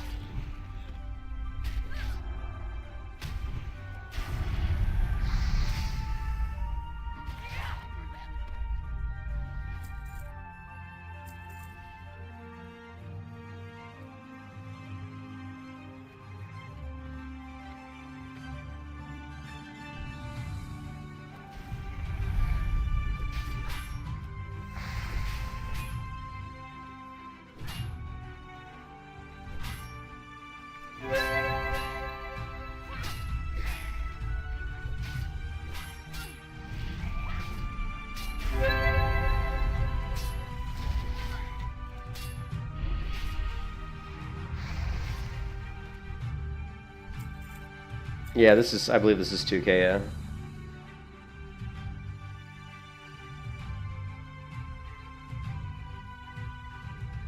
Well, I mean, really, it's, where is it? I don't remember, I set it up so long ago.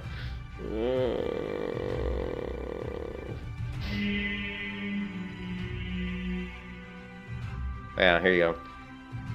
Base resolution, output resolution, so it's 2560 by 1440, so 2K.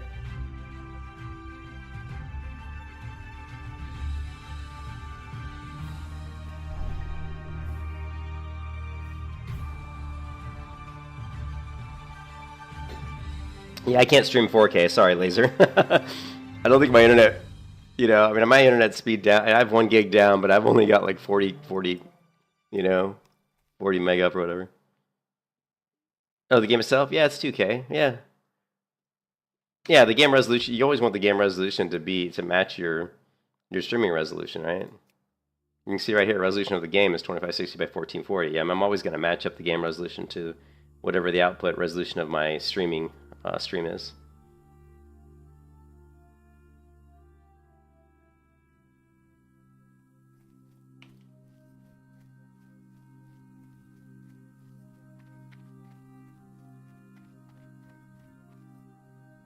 But yeah, I wish I could stream 4K, but, and I probably could. I just don't think it would be very. I think we'd lose some.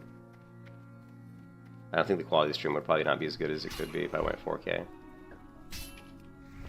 But I've never tried. And well, plus my monitor doesn't support 4K. I'd have to get a 4K monitor, because then I would have to, you know, run the game in 4K. I mean, you could play the game in 2K and stream 4K, I guess. I don't know how that works, but I just personally wouldn't want to do it.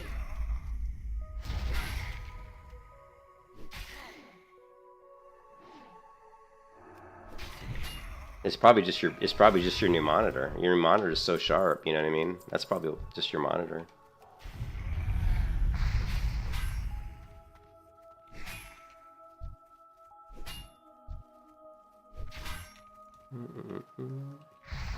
I keep screwing up on my pulling here. I shouldn't be using consecrate on the near mob if I'm planning on pulling multiple mobs. It's just a wait, because then I have to run over. Just stupid on my part.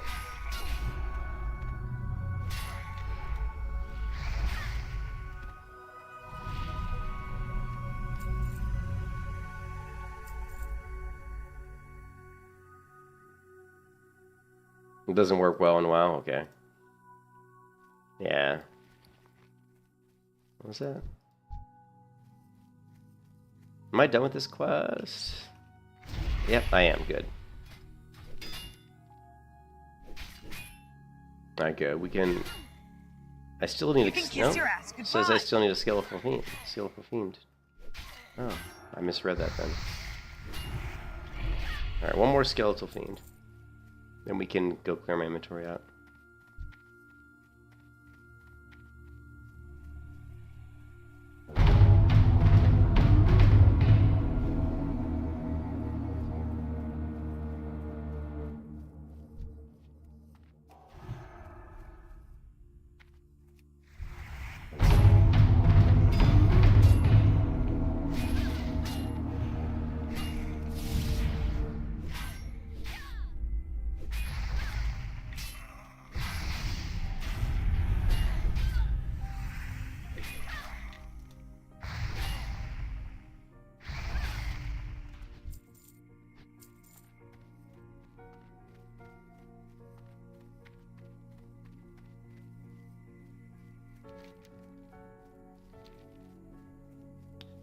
Ah, we just got to level 30. Do you guys want me to stream some Throne and Liberty later? I could stream some Throne and Liberty today. Yeah. Yeah, he's over here. I'm just time to turn. I got my quest done, so we got 3 quests to turn in here. Then we can do probably I got to determine whether I want to do the follow-ups yet.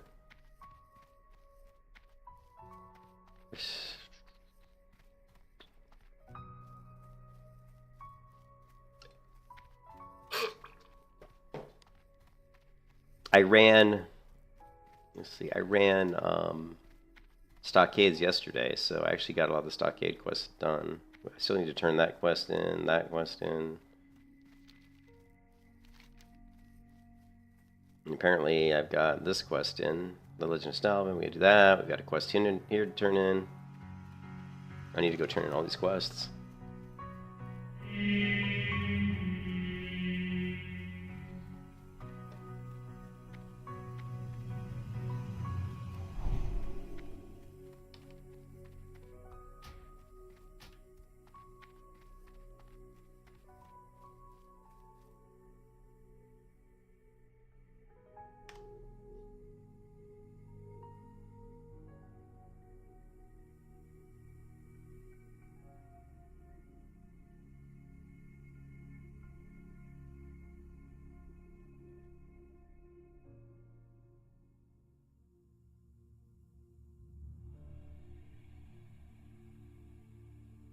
This guy, someone in the guild just hit 60 like a few minutes ago. I don't really know who that person is. Yeah, the turn-ins are, some of them are in Dustwood. That's why we're running over here to Sentinel Hill. It's faster to go to Sentinel Hill and fly back to Darkshire than it is to run to Darkshire from the cemetery.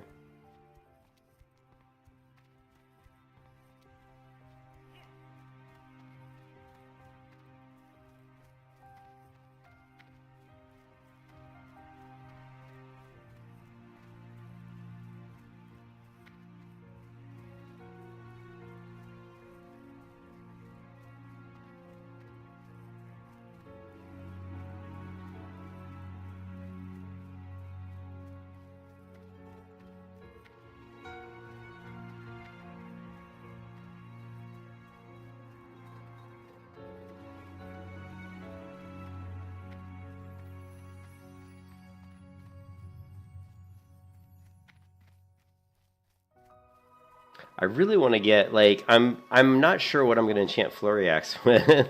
Like, so if I get the Flurry Axe, right, which is my favorite weapon for a Protection Paladin, I don't know, like, I mean, Crusader is obviously a great enchant for strength purposes. And I guess it would be, yeah, you know what?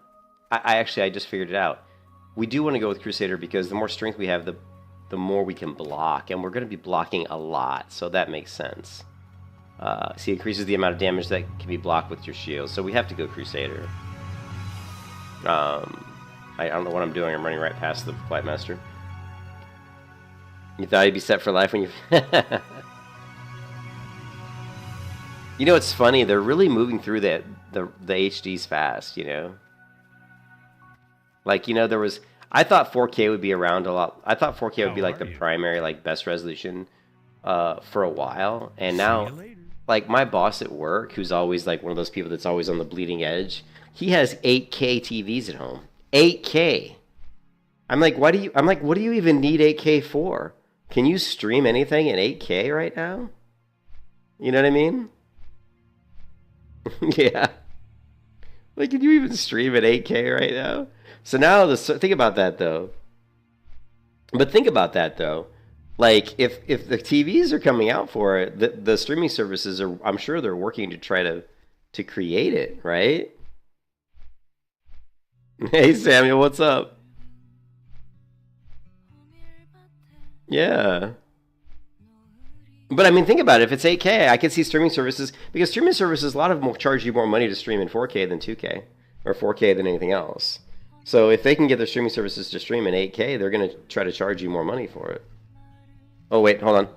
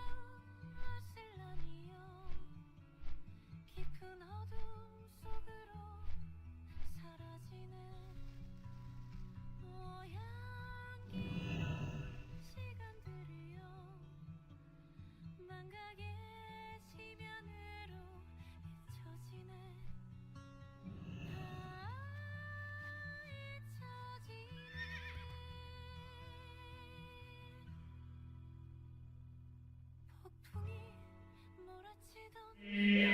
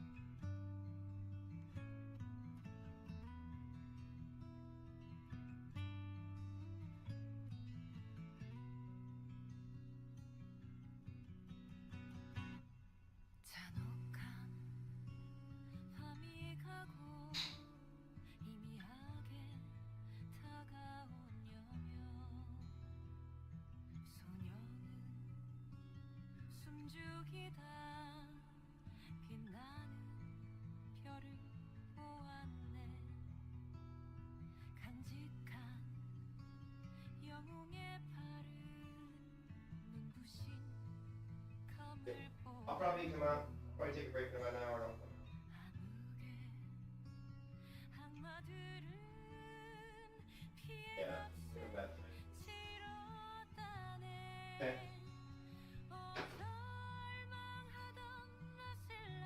Yeah. And my wife just got home. I had to let her. A friend had picked her up, so I actually had her car keys or house keys, so she couldn't get in.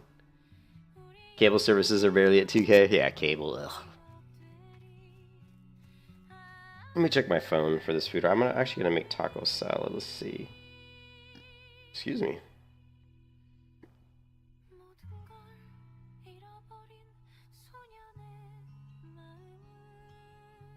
Okay, cool. I just want to get to 30 on this character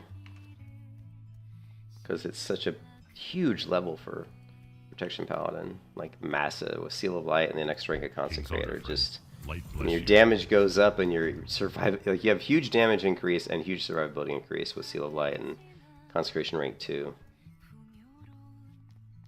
Well met. Have a good one. Oof, I need to clear out my inventory a little bit. This is kind of sad. Looking for something specific? Be careful. My inventories. It's a little bit of a mess. My mailbox. My mailbox is. Look at my mailbox, right? Look at this. Look at all the crap in my mailbox. I got ore. I got stupid stuff. Oh God.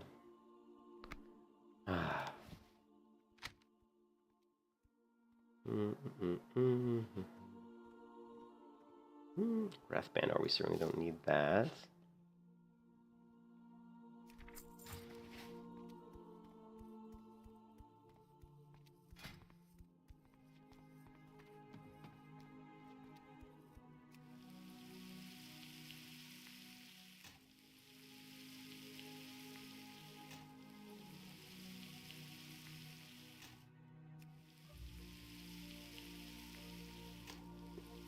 It's funny, I just had taco salad like 2 days ago. And I don't normally eat it that often. Like I'll eat it like maybe once every couple of weeks. I'll make taco salad because I use like a really lean, organic hamburger, and it's good meat. And then, I use just, lettuce, tomato, onions, whatever.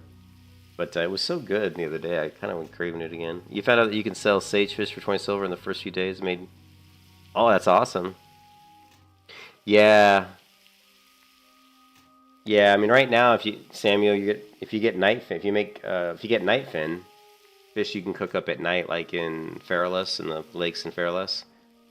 Generally that'll sell like maybe, I don't know if it'll sell good now though. This server's pretty hardcore. Got hit so hard, like that sounded funny, didn't it? Hardcore got hit so hard, but I mean, there was a poll on Blizzard's, I don't know if it was their Twitter account or one of their accounts, and I just happened to see it, right?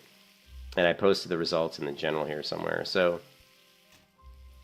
this poll was up a couple days ago, and after 23,000 votes, you can see that 40% of the voters are playing Dragonflight, 41% are playing Season Discovery, only 3%, I voted for Hardcore because I'm playing Hardcore, only 3% of the players that voted on here are playing Hardcore WoW. and only 9% are playing Classic. So Season of Discovery really, I mean, this server that I play on was pretty populated, and after Season of Discovery came out, it really went down. You know, it's just not as populated. Now there's still enough people because I'm in a guild, and in my guild there's 29 guild members online. So, and these guys run, you know, they run like LBRS and, you know, Undead Strath, and they run dungeons like all the time, like every day pretty much. So I'm just gonna have to start. Hey there. See you around. I'm just gonna have to start buffing everybody with mistletoe because I just gotta clear out my inventory. Hello. Here, I'm gonna buff the town guard. Right? There you go. You get a mistletoe. What can I do for you? Hey, town crier, you know what? You get a spirit buff. Look at that. Spirit by 20. Just 'cause I have so much mistletoe, I can't use it. Can't get rid of this stuff.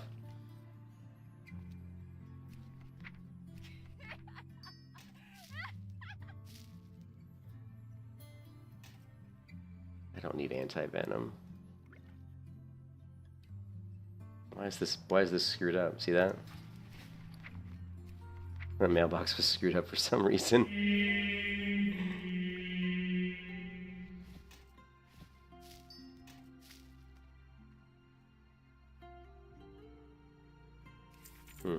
It's when I created the next row in the of mailed items that the scroll bar didn't take into account that, so.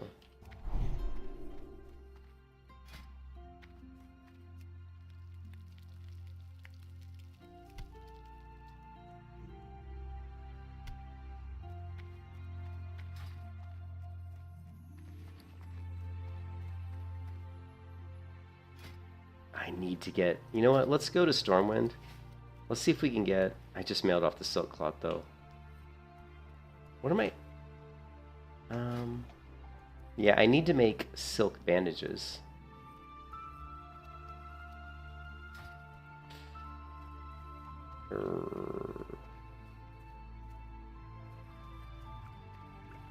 Hello. I need to go Stormwind anyway because I have like what looks like a couple quests to turn in Stormwind. How do you get to Stormwind? Practice. I didn't grab a soda out of the fridge. Damn it. Let me check. 5 of 5 item shop.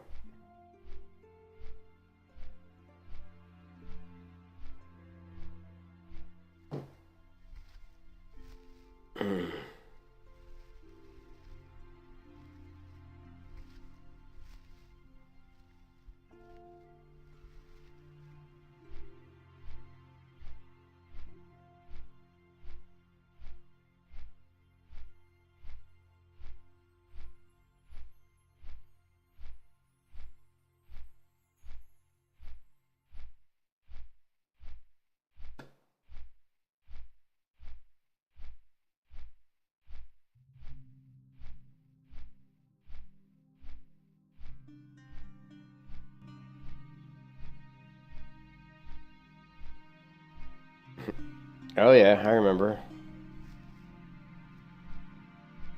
I remember the first time I ever played World of Warcraft in 2004 when it first came out and trying to figure out how to get to Stormwind. Like, most people didn't even know.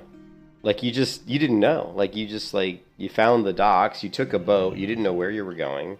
You didn't, you know what I mean? Like, you'd get to the other area and you were in the wetlands. And the area was too high level for you, so you're like, where am I going? You try to walk through there and you just get killed. I mean, it was all like, you know, when the game first came out, there was no guides or anything. There weren't hardly any websites or anything.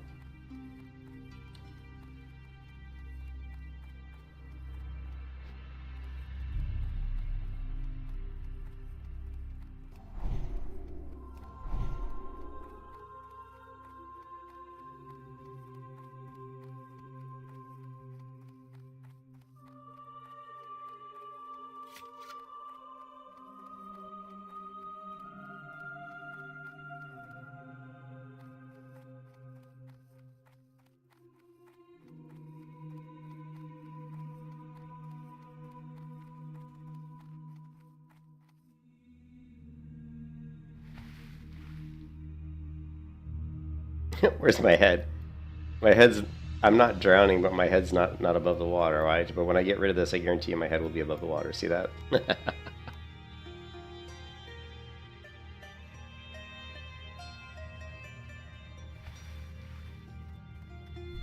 Need something? Have a good one. See you around.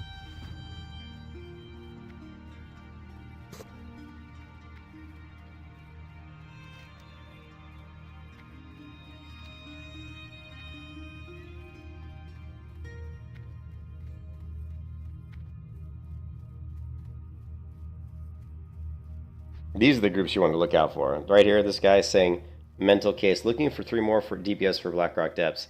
Level 55 plus. I would not want to go into Blackrock Depths with a tank who was level 55. I wouldn't want to. Or like, you know, it could be scary. Because he's going to have a hard time hitting. Oh, man.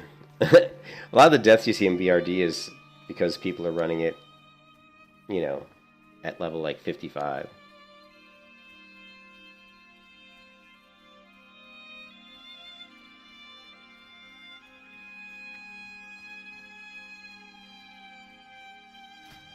I want the red winter hat.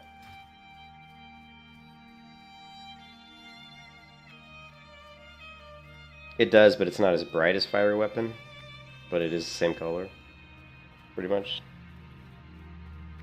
The brightest red one, though, I think is Demon Slayer. I think Demon Slayer is probably even brighter than fiery weapon. Yeah, Demon Slayer is like crazy bright. I love Christmas in the game in World of Warcraft. I love Christmas in any MMO because, well, I guess because I love Christmas. I love Christmas trees. I love Christmas lights. Love it. What? Made unobtainable enchant? What?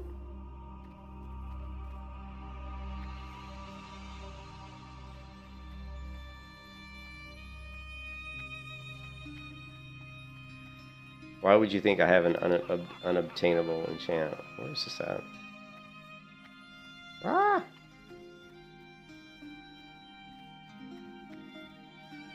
What the hell? Am I in the wrong area? Thought it was the chest. Oh. Wow, the innkeeper. Okay. I thought it was. Oh, maybe I have to talk to him and then I go upstairs. See you around. I'm trying to bypass the upstairs part.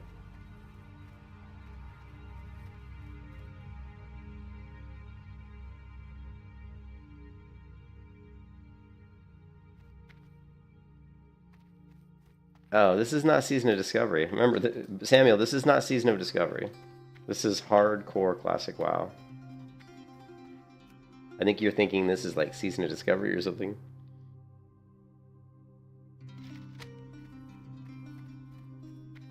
But yeah, in Season of Discovery you couldn't get this. Yeah, this is. I mean, if you look at the title of the stream, it says WoW Hardcore, so there's no hardcore in character view. Oh, this is all Guild Wars 2 UI. This is all the Guild Wars 2 UI, right? There's tons of settings for Guild Wars 2 UI. So you just need to go to just Google, you know, WoW add-on Guild Wars 2 GW2 space UI, and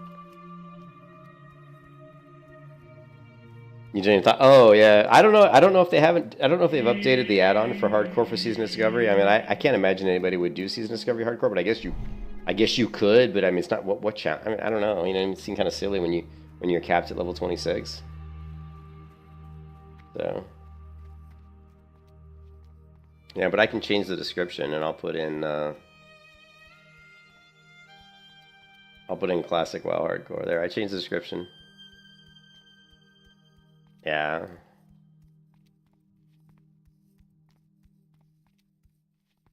Will I go back to Season Discovery?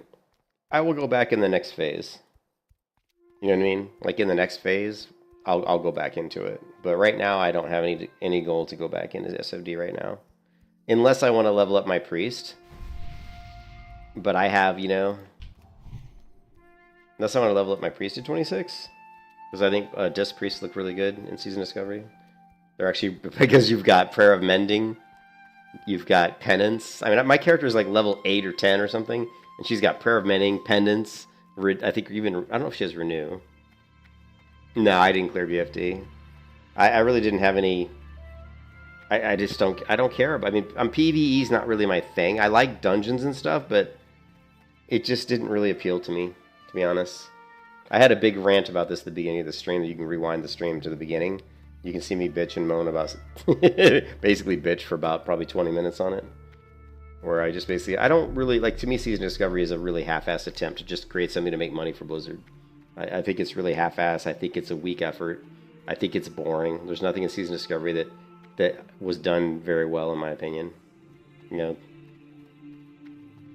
Yeah, the PvP is awful. Like, the Ashenvale PvP zone is pretty bad. The Horde has a clear advantage with multiple flight paths. The respawn points when you die aren't really laid out very well. A lot of times you'll die and you'll have to run back to your body for like, 5, 6, 7, 8 minutes just to get back to your body. Greetings. And even the events themselves are really stupid. You basically just run up to some sort of boss and everybody just jumps on and starts fighting them, and it's just really, there's no mechanics to it. It's just boring. I mean, to make the bosses more difficult, all they did was give them more health, so it's not any more difficult, it just takes longer to kill them because they have a lot of health. Your wife wants to know why I said bitching and moaning. Oh, I said I was bitching and moaning about kind of how the Season of Discovery game was rolled out, like the content of it. I didn't really like it, so I bitched and moaned earlier in this stream about it. Someone was asking me the same question if I'd played Season of Discovery or if I'm going to go play it again, and I kind of just went on a big, soapbox rant talking about how, yeah, I just don't really like Season Discovery. I don't think it's very good, and I think it's Blizzard just trying to make money. I think all Blizzard ever does anymore is try to create content that's just good enough to get people duped into paying more money, What's the green exclamation in the center of town? It's the Great Father Winter Quest, the Great Father. It's the holiday quest. It's the holiday quest. For some reason they put it in green. I guess maybe because holidays in green make more sense. I don't know. It's just however Questy's representing that,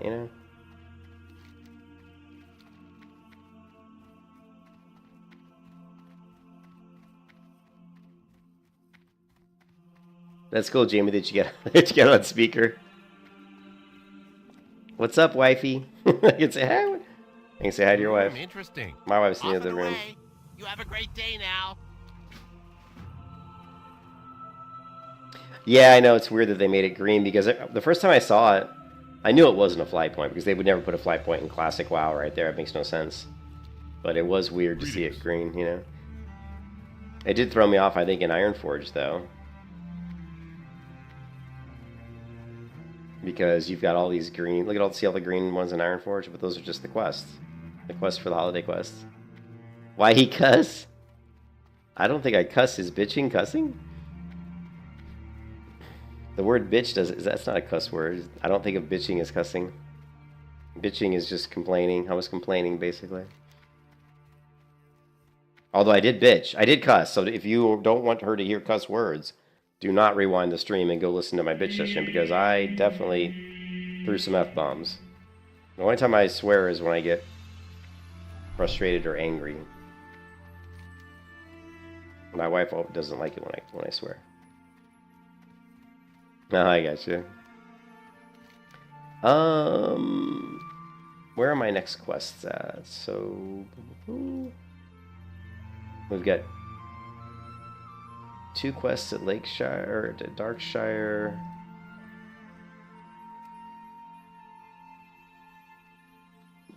We have literally no quests on the other continent.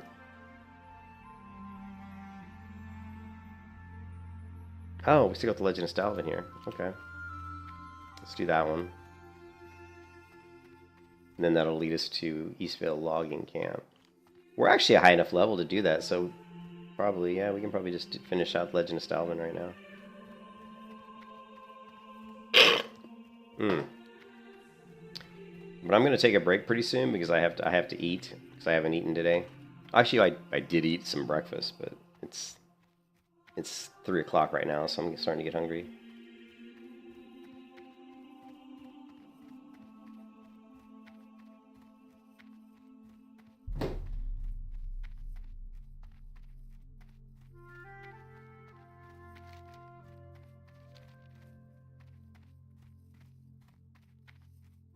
That's why I need a Snickers bar. You just ate a turkey sandwich. I had a bowl of muesli. I had some muesli earlier with some milk, and then a little bit of kind of like some cereal on top of that.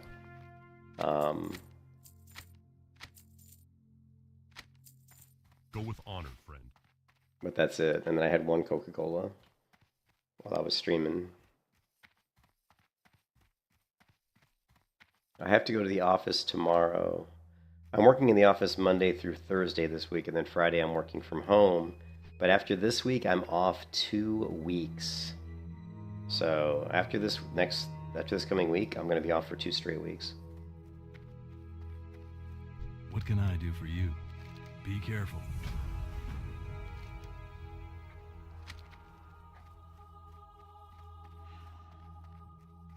She got me. You mean person.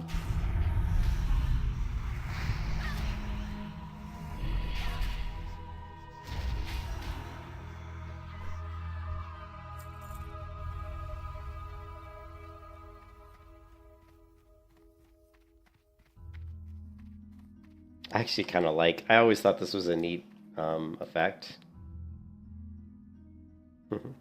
Now I kind of always wonder why they didn't use this particular animation effect more often on other things. I think they did use it in one other spell in the game later in WoW.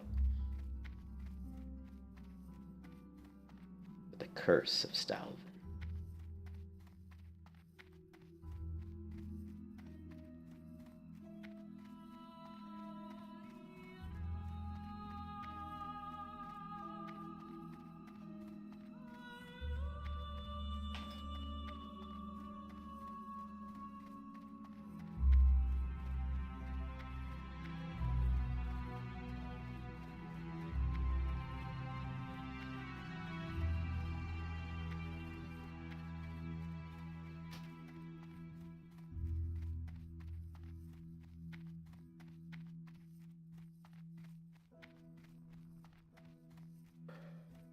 I might take a nap too. I'm actually really tired. My wife woke me up today to go to church, and oh man, I just wanted to sleep. I was so tired. And I ended up going to church. And that felt like I was going to a rock concert, man. Church isn't like what it used to be when I was a kid, man. These churches today. Light be with you. It feels like you're going to a rock concert. For the Alliance. I think it'll be faster to fly to Lakeshire and then just run. Yeah, we'll go from here. And actually, we have a quest to turn in here anyway.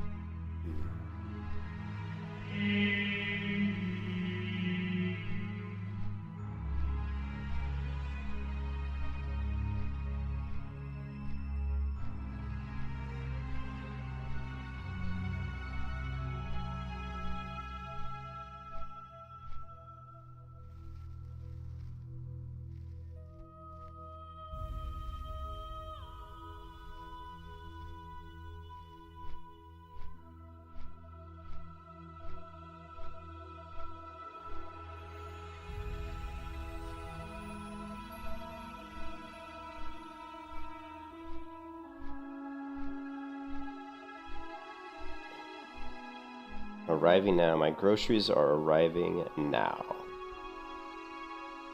I need to take that dog for a walk. According to my Apple Watch, I've only walked 559 steps today. I only got this Apple Watch because of my wife. You know, she has medical issues, and I got it because that way, you know, she could reach me. Like if I don't always have my cell phone right next to me sometimes, and with the Apple Watch, she can always reach me.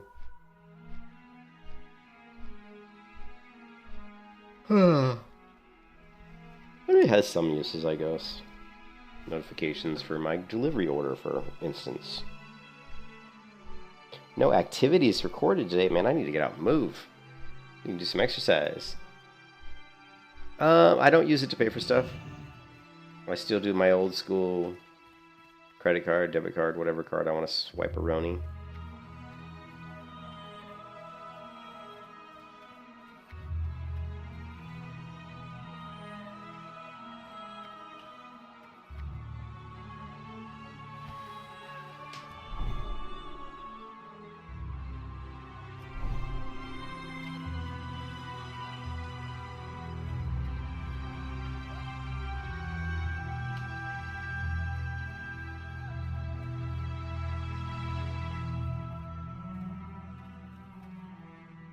Ah, I missed the lamppost. Damn it.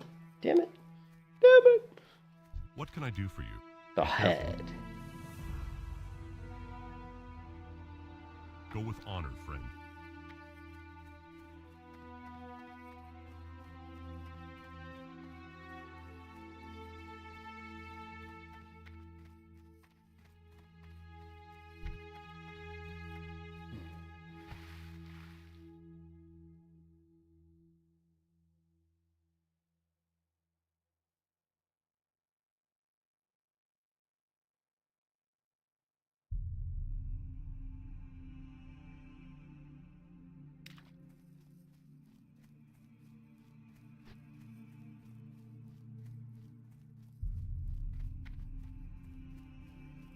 There wasn't a lamp he didn't. What? What? He's riding his.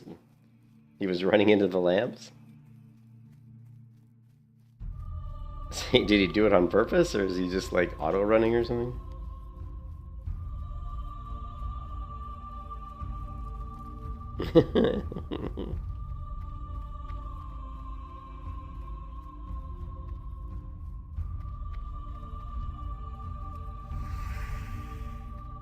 It's not that coordinated.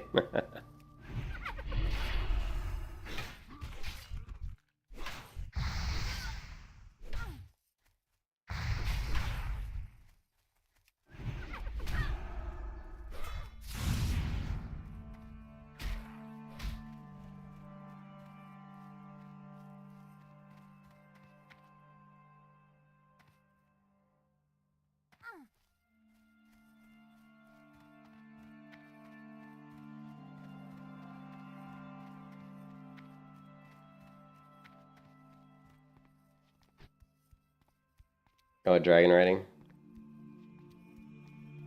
I've only done a little. I got one character up to where she could do dragon riding, I think. That was about it. I like basically in Shadowlands, I never completed the story quest. Dragonflight, I never completed the story quest. Any characters that I got to max level in Shadowlands were done by doing PvP exclusively. Like all I did was just do Battlegrounds all the way to max level. Same thing in Dragonflight. Although I'm not sure if I even got a character to max level in Dragonflight. I didn't really care for Dragonflight that much. I mean, if you'd never played World of Warcraft ever in your life and you came in and played Dragonflight, I'm sure you'd have fun. But for someone like me who's played the game ever since it came out, I just was like, whatever. I mean, it was okay. It was certainly better than Wrath. I thought the story was kind of simplistic and pretty boring, and I thought the characters in the story were kind of silly. And the game feels like it's catered more towards a young audience, or maybe it's just that I'm way too old. Is probably the real reason, but it just feels very. The game looks cartoony, looks like a Disney movie. It feels like the storylines are Disney-ish. You know what I mean? It doesn't... For me, one of the biggest problems with WoW is it needs to get more gritty. We need to get back to, like, gritty, like... I hate to say it, but I would like to see a little bit more gritty game. Like, darker, more ominous, more danger. Just overall, like all of that, you know? Be careful. Go with honor, friend.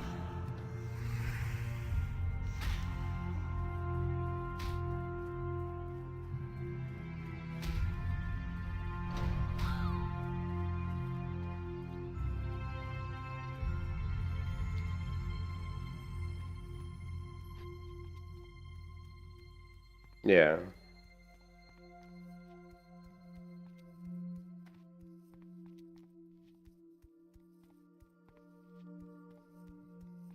You said Warcraft as an MMO was really not aimed at Grimdark. Yeah, that's true. That's actually true. Zalson? Zalcini! What's up, Zalson, man? I haven't seen you in forever. Zalcini! Yeah, that's true, though. It wasn't really meant to be, you know?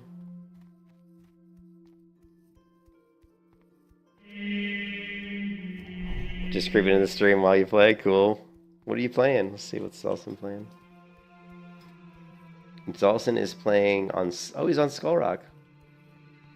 No, that's not Zalson. Oh my god, I'm on the wrong thing. You were playing WoW Classic on Living Flame, which means you're playing Season of Discovery.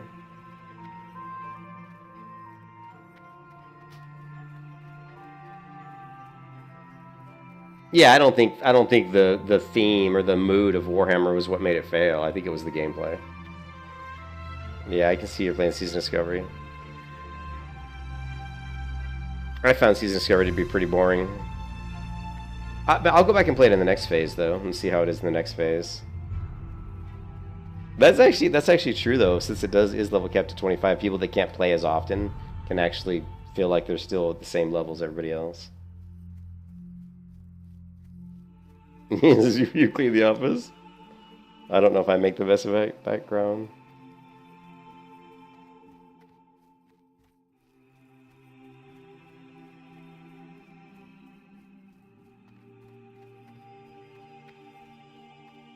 Oh, hey Zalson, if you want, I've got Throne and Liberty. I've been playing Throne and Liberty the last couple days, just like a little bit. If you're interested in seeing Throne and Liberty, I might stream that tonight for a couple hours. And I'll start from scratch. I'll create a new character using the character creator and go through the storyline from scratch. So Need help? it's actually really cool. The story is really... Travels. I like the story in Throne and Liberty so far is actually pretty good. The cutscenes, though, are fantastic. Cutscenes are really good. I don't know where I'm going. I need to use the Flightmaster. It'll probably be... it's 3 o'clock now. So I'm thinking more around like... 8 or 9... Probably like 9 p.m. tonight. Farewell. Yeah, let's schedule like Throne and Liberty for 9 o'clock tonight. Actually, let's not do that. Let's make it 8. Let's make it 8. Let's do 8 p.m. Oh, is that your bedtime? Okay, I can make it earlier. How about 8 o'clock? You go to bed at 9? Let's do 8. Ben and Jillian stream. Let's do 8. How about 8 p.m.?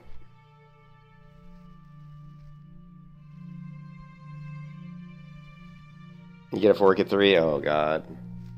This is my... Well, you know how, like, Zalsa and I get the 2 weeks off at the end of the year every year? Because my company shuts down, so I got that... This week is my last week. And then I get 2 weeks off. So I'll have plenty of time to level up the Paladin here. I'm leveling up the Paladin because our guild has lost some of the hardcore tanks all died, so... I gotcha. When chilling in bed before you knock out. Cool.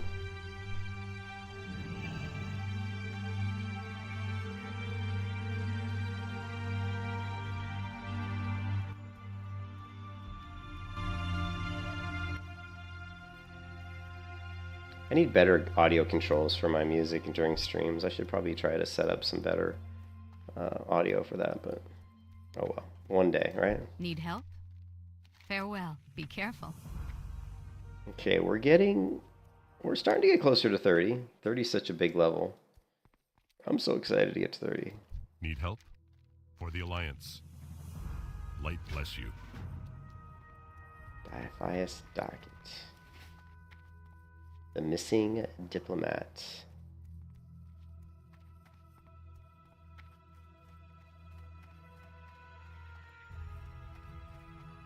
Hey there. Hey there. See you later. Can I help you? How's it going? I'm moving in for Sap. Hey there. I'm going in for Sap. How's it going? Can I help you? Be careful. Oops. See you around. What can I do for you? Have a good one. Farewell. Good day to you. Have a good one. See you around.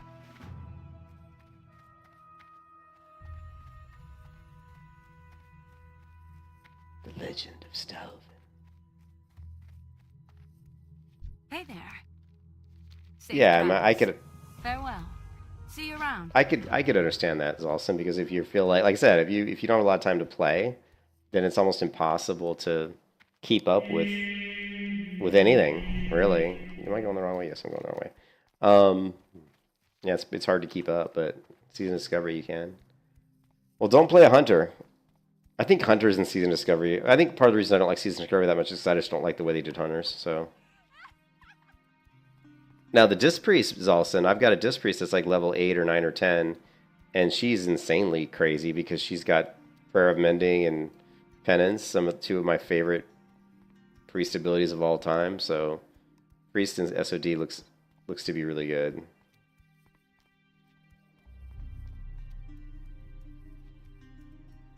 If you can find something else to clean.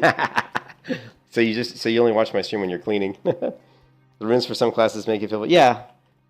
I think I haven't played all the classes though, because I've only played the priest and the hunter. So I'm sure some of the classes, I'm sure, you know, but the runes could make it definitely feel better, you know.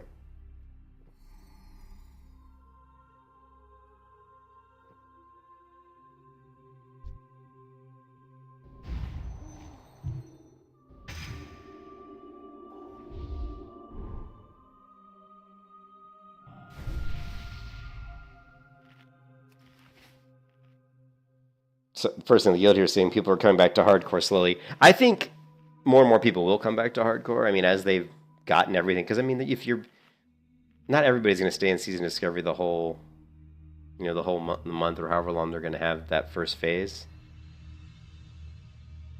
I think they'll put the next phase out in like at the either the middle of January or the end of January. The next phase will come out. That's what I'm thinking. Probably the middle of January, maybe.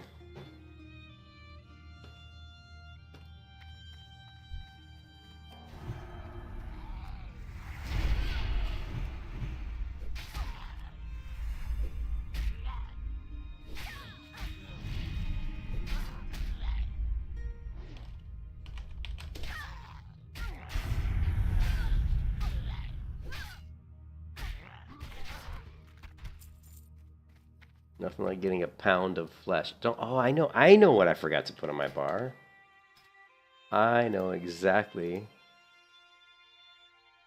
Well, maybe I didn't get it. I thought I had got Sense Undead, but I guess I haven't. Okay, never mind. Wait a second. When do I get that?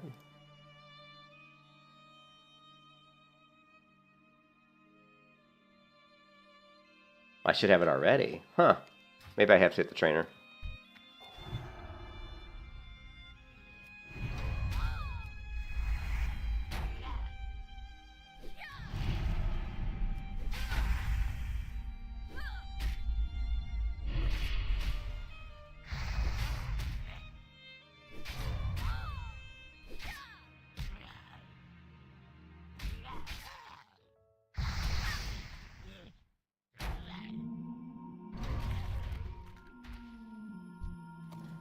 There's a mosquito in here. Or some sort of gnat. Like, trying to kill it.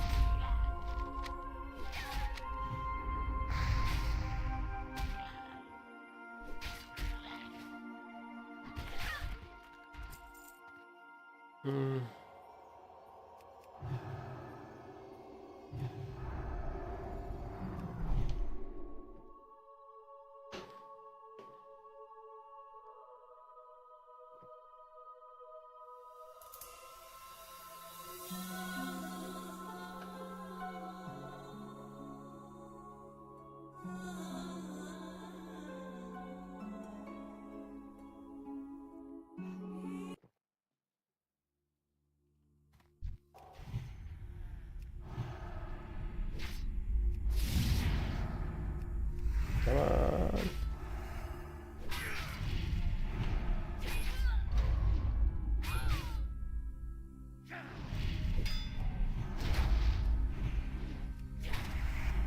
I am owning Stalvin Mismantle. This guy, he's a pushover.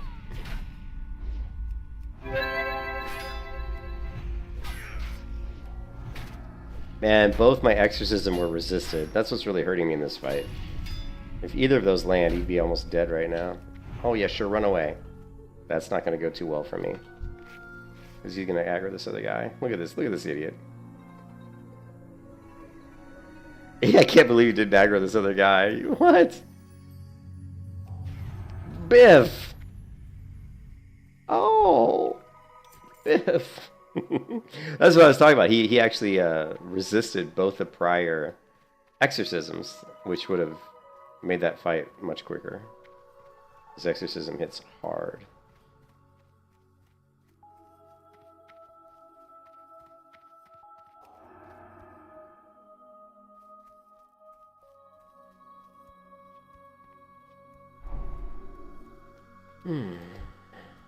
Ray of Hope. Sounds like a ray of hope.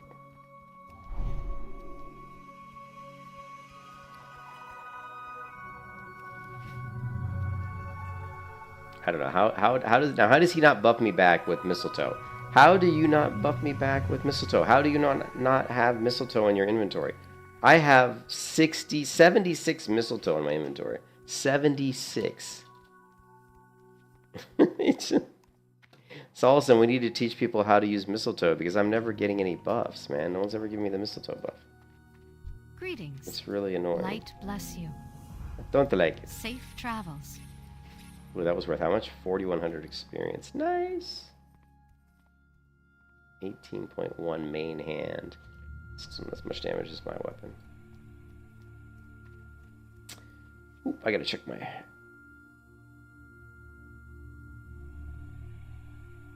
Alright, my food basically has arrived, guys, so now's a good point for me. You need something? Yeah, no one wants to return... Either they don't want to return the favor or they don't know how to get it. Maybe they're not familiar with it.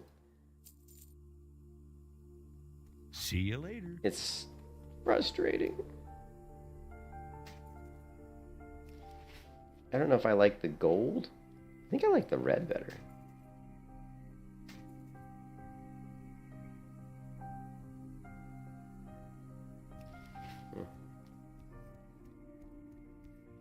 Yeah, I'm gonna take a break now, guys. Just not super well, probably like an hour. While I cook some food for me to eat, and I'm gonna walk the dog. In about an hour. If it's more than an hour, I'll take a nap. What time is it? 3:30. But I want to get to 30 on this character at a minimum before I play Throne of Liberty today. And if I play Throne of Liberty, I might only play Throne of Liberty for like a couple hours, and then I'll come back and play this character some more. So, but yeah, who's this? Thank you. What's he talking about? 50 Night Elf Hunter. Oh, I guess he just hit 50. Rats is lar.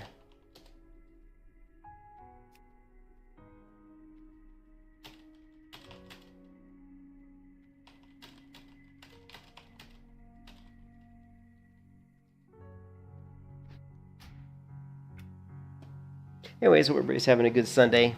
I will catch you the next time. See you, Zolson. I hope, yeah, like I said, I'll be streaming tonight, so you can catch some Throne of Liberty action. We'll go through the character creator, and that'll probably take me 45 minutes. It'll probably take me most of the stream just to create the character. Yeah.